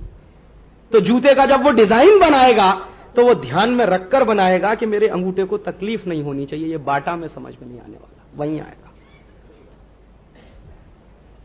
तो इसलिए मैं आपसे कह रहा हूं कि बाटा पहनना बंद करिए। गांव का जो मोची बनाता है ऑर्डर देकर उससे बनवाइए। जब आप उससे ऑर्डर देकर जूता बनवाना शुरू करेंगे तो उसका आपके साथ कुछ रागात्मक संबंध पैदा होगा। उत्पादक अपनी चीज जब सीधे बेचता है उपभोक्ता को, तो जो समाज में जीवंत संबंध बनता है उससे ज्यादा मजबूत कोई दूसरा बॉन्ड नहीं होता किसी समाज में।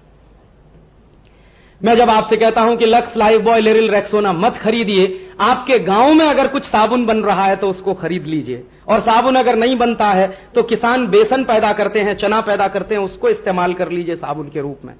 तो वो इसलिए कहता हूं कि किसान के साथ आपका रिश्ता जुड़ना बहुत जरूरी, जो अभी टूट चुका है। मैं जब आपसे कह रहा हूं कि कॉलगेट, क्लोजअप, सिबाका, फॉरहंस मत खरीदिए, आप नीम का दातुन खरीद लीजिए और गांव के किसी आदमी को कहिए कि वो नीम का दातुन तोड़ के आपको देना शुरू करे, तो आपका उसके साथ रागात्मक संबंध बनना बहुत जरूरी है। दातुन तो आएगा ही, पैसा भी आप देंगे, लेकिन आप और उसके बीच में जो संवाद पैदा होगा वो संवाद एक मजबूत बॉन्ड बनेगा और समाज की शक्ति बनेगा। इसलिए स्वदेशी होना बहुत जरूरी है इस देश में। और ये उदाहरण देते चले जाइए और ये समझ में भी आता चला जाए। तो अभी आज के व्याख्यान में एक अलग तरीके से मैंने स्वदेशी की व्याख्या की है कि हमको स्वदेशी क्यों होना है। अब तक आपने सुना होगा कि अमेरिका पैसा नहीं जाए, वो तो ठीक ही है। और आज का व्याख्यान सुन के आपको मैं कहना चाहता हूं कि अमेरिका पैसा जाए ना जाए इमैटीरियल है। मेरे समाज का बॉन्ड मजबूत होना चाहिए गांव के मोची का जूता पहनकर। मेरे समाज की शक्ति बढ़नी चाहिए गांव के आदमी से दातुन खरीदकर। मेरे समाज की शक्ति बढ़नी चाहिए गांव के किसान का बेसन खरीदकर, दूध खरीदकर, ये खरीदकर, वो खरीदकर। इसलिए स्वदेशी की तलाश अपने पड़ोसी से शुरू करिए। जो आपके सबसे नजदीक बनता है वो सबसे पहले स्वदेशी। बड़े कारखानों में जो बनता है वो देशी। स्वदेशी, देशी और विदेशी तीनों की परिभाषाएं स्पष्ट करिए। निरमा स्वदेशी नहीं है, देशी है। गांव में बनता है अगर साबुन तो वो स्वदेशी है। प्रॉमिस स्वदेशी नहीं है, देशी है। नीम का दातुन मिलता है या दंतमंजन बनता है मेरे गांव में, वो स्वदेशी है। तो पहले तलाश करिए स्वदेशी की, ना मिले तो देशी पे जाइए और परदेशी तो बिल्कुल नहीं, क्योंकि सभ्यता का नवीनीकरण करना है हमको और भारतीय समाज को भारतीय बनाना है, यूरोपियन नहीं बनाना है। और तब इसमें देखिए कि ऐसे कौन कौन से माध्यम हैं जो आपको विदेशी बनाने में लगे हुए हैं। मैंने आपको कहा एक तो शिक्षा, कॉन्वेंटियन एजुकेशन, उसका पूरा का पूरा क्यूरिकुलम। दूसरा, आधुनिकता का एहसास कराने वाले वो तमाम उपकरण जिनको आपने मान लिया है कि ये सभ्यता की निशानी है, वॉशिंग मशीन, टेलीविजन या फिर रेफ्रिजरेटर या फिर वगैरह वगैरह। तब आप पूछेंगे राजीव भाई आप हमको आधुनिक नहीं बनने देना चाहते? मैं जरूर चाहता हूं कि आप आधुनिक बने, लेकिन आधुनिकता की परिभाषा बदलिए। यूरोपियन होना, अमेरिकन होना आधुनिक नहीं है। माने हम यूरोप जैसे हो जाएं, अमेरिका जैसे हो जाएं, ये आधुनिक होना नहीं है। हम भारत में रहते हुए आधुनिक कैसे बने, ये सोचने की कोशिश करिए। और एक दूसरी बात और कह दूं जिसको बार बार आप अपने दिमाग में घुमाइए, सुविधाएं इकट्ठी कर लेना आनंद प्राप्त नहीं करवाएगा। आपने वॉशिंग मशीन खरीद ली, सुविधा खरीद ली। आपने टेलीविजन खरीद ला, सुविधा खरीद ली। आपने कार खरीद ली मारुति की, सुविधा ले ली। आपने कुछ और खरीद लिया, सुविधा ले ली। सुविधाओं से कभी आनंद नहीं मिलता है। और अगर आप मानते हैं कि जीवन का अंतिम लक्ष्य चरम आनंद का है, क्योंकि भारतीय संस्कृति तो वही कहती है चरम आनंद जिसको नहीं मिला जीवन में उसका जीवन बेकार है।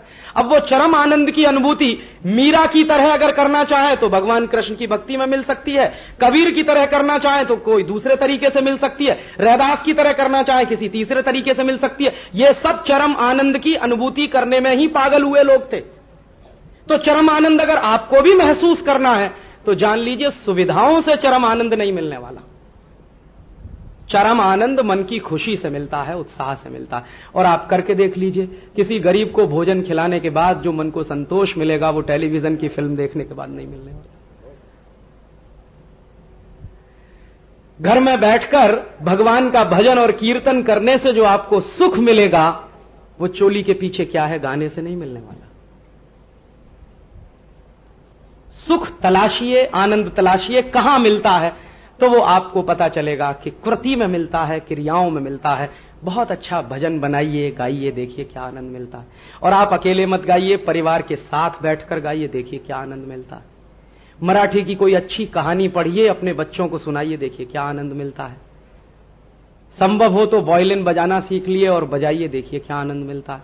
सितार बजाना सीख लीजिए, बजाइए, देखिए क्या आनंद मिलता है। डूब कर देखिए, बाहर किनारे खड़े रहने से आनंद नहीं मिलने वाला। साहित्य में डूबिए, संगीत में डूबिए, कला में डूबिए और आपको आनंद की प्राप्ति होने लगेगी। भगवान में डूबिए और अच्छे तरीके से होने लगेगी। आनंद की तलाश वहां करिए और आधुनिकता की तलाश वहां करिए, यूरोपियन और अमेरिकन होने में नहीं। इसलिए हमारा स्वदेशीकरण बहुत जरूरी है। यही आपसे कहना था। बहुत आभार।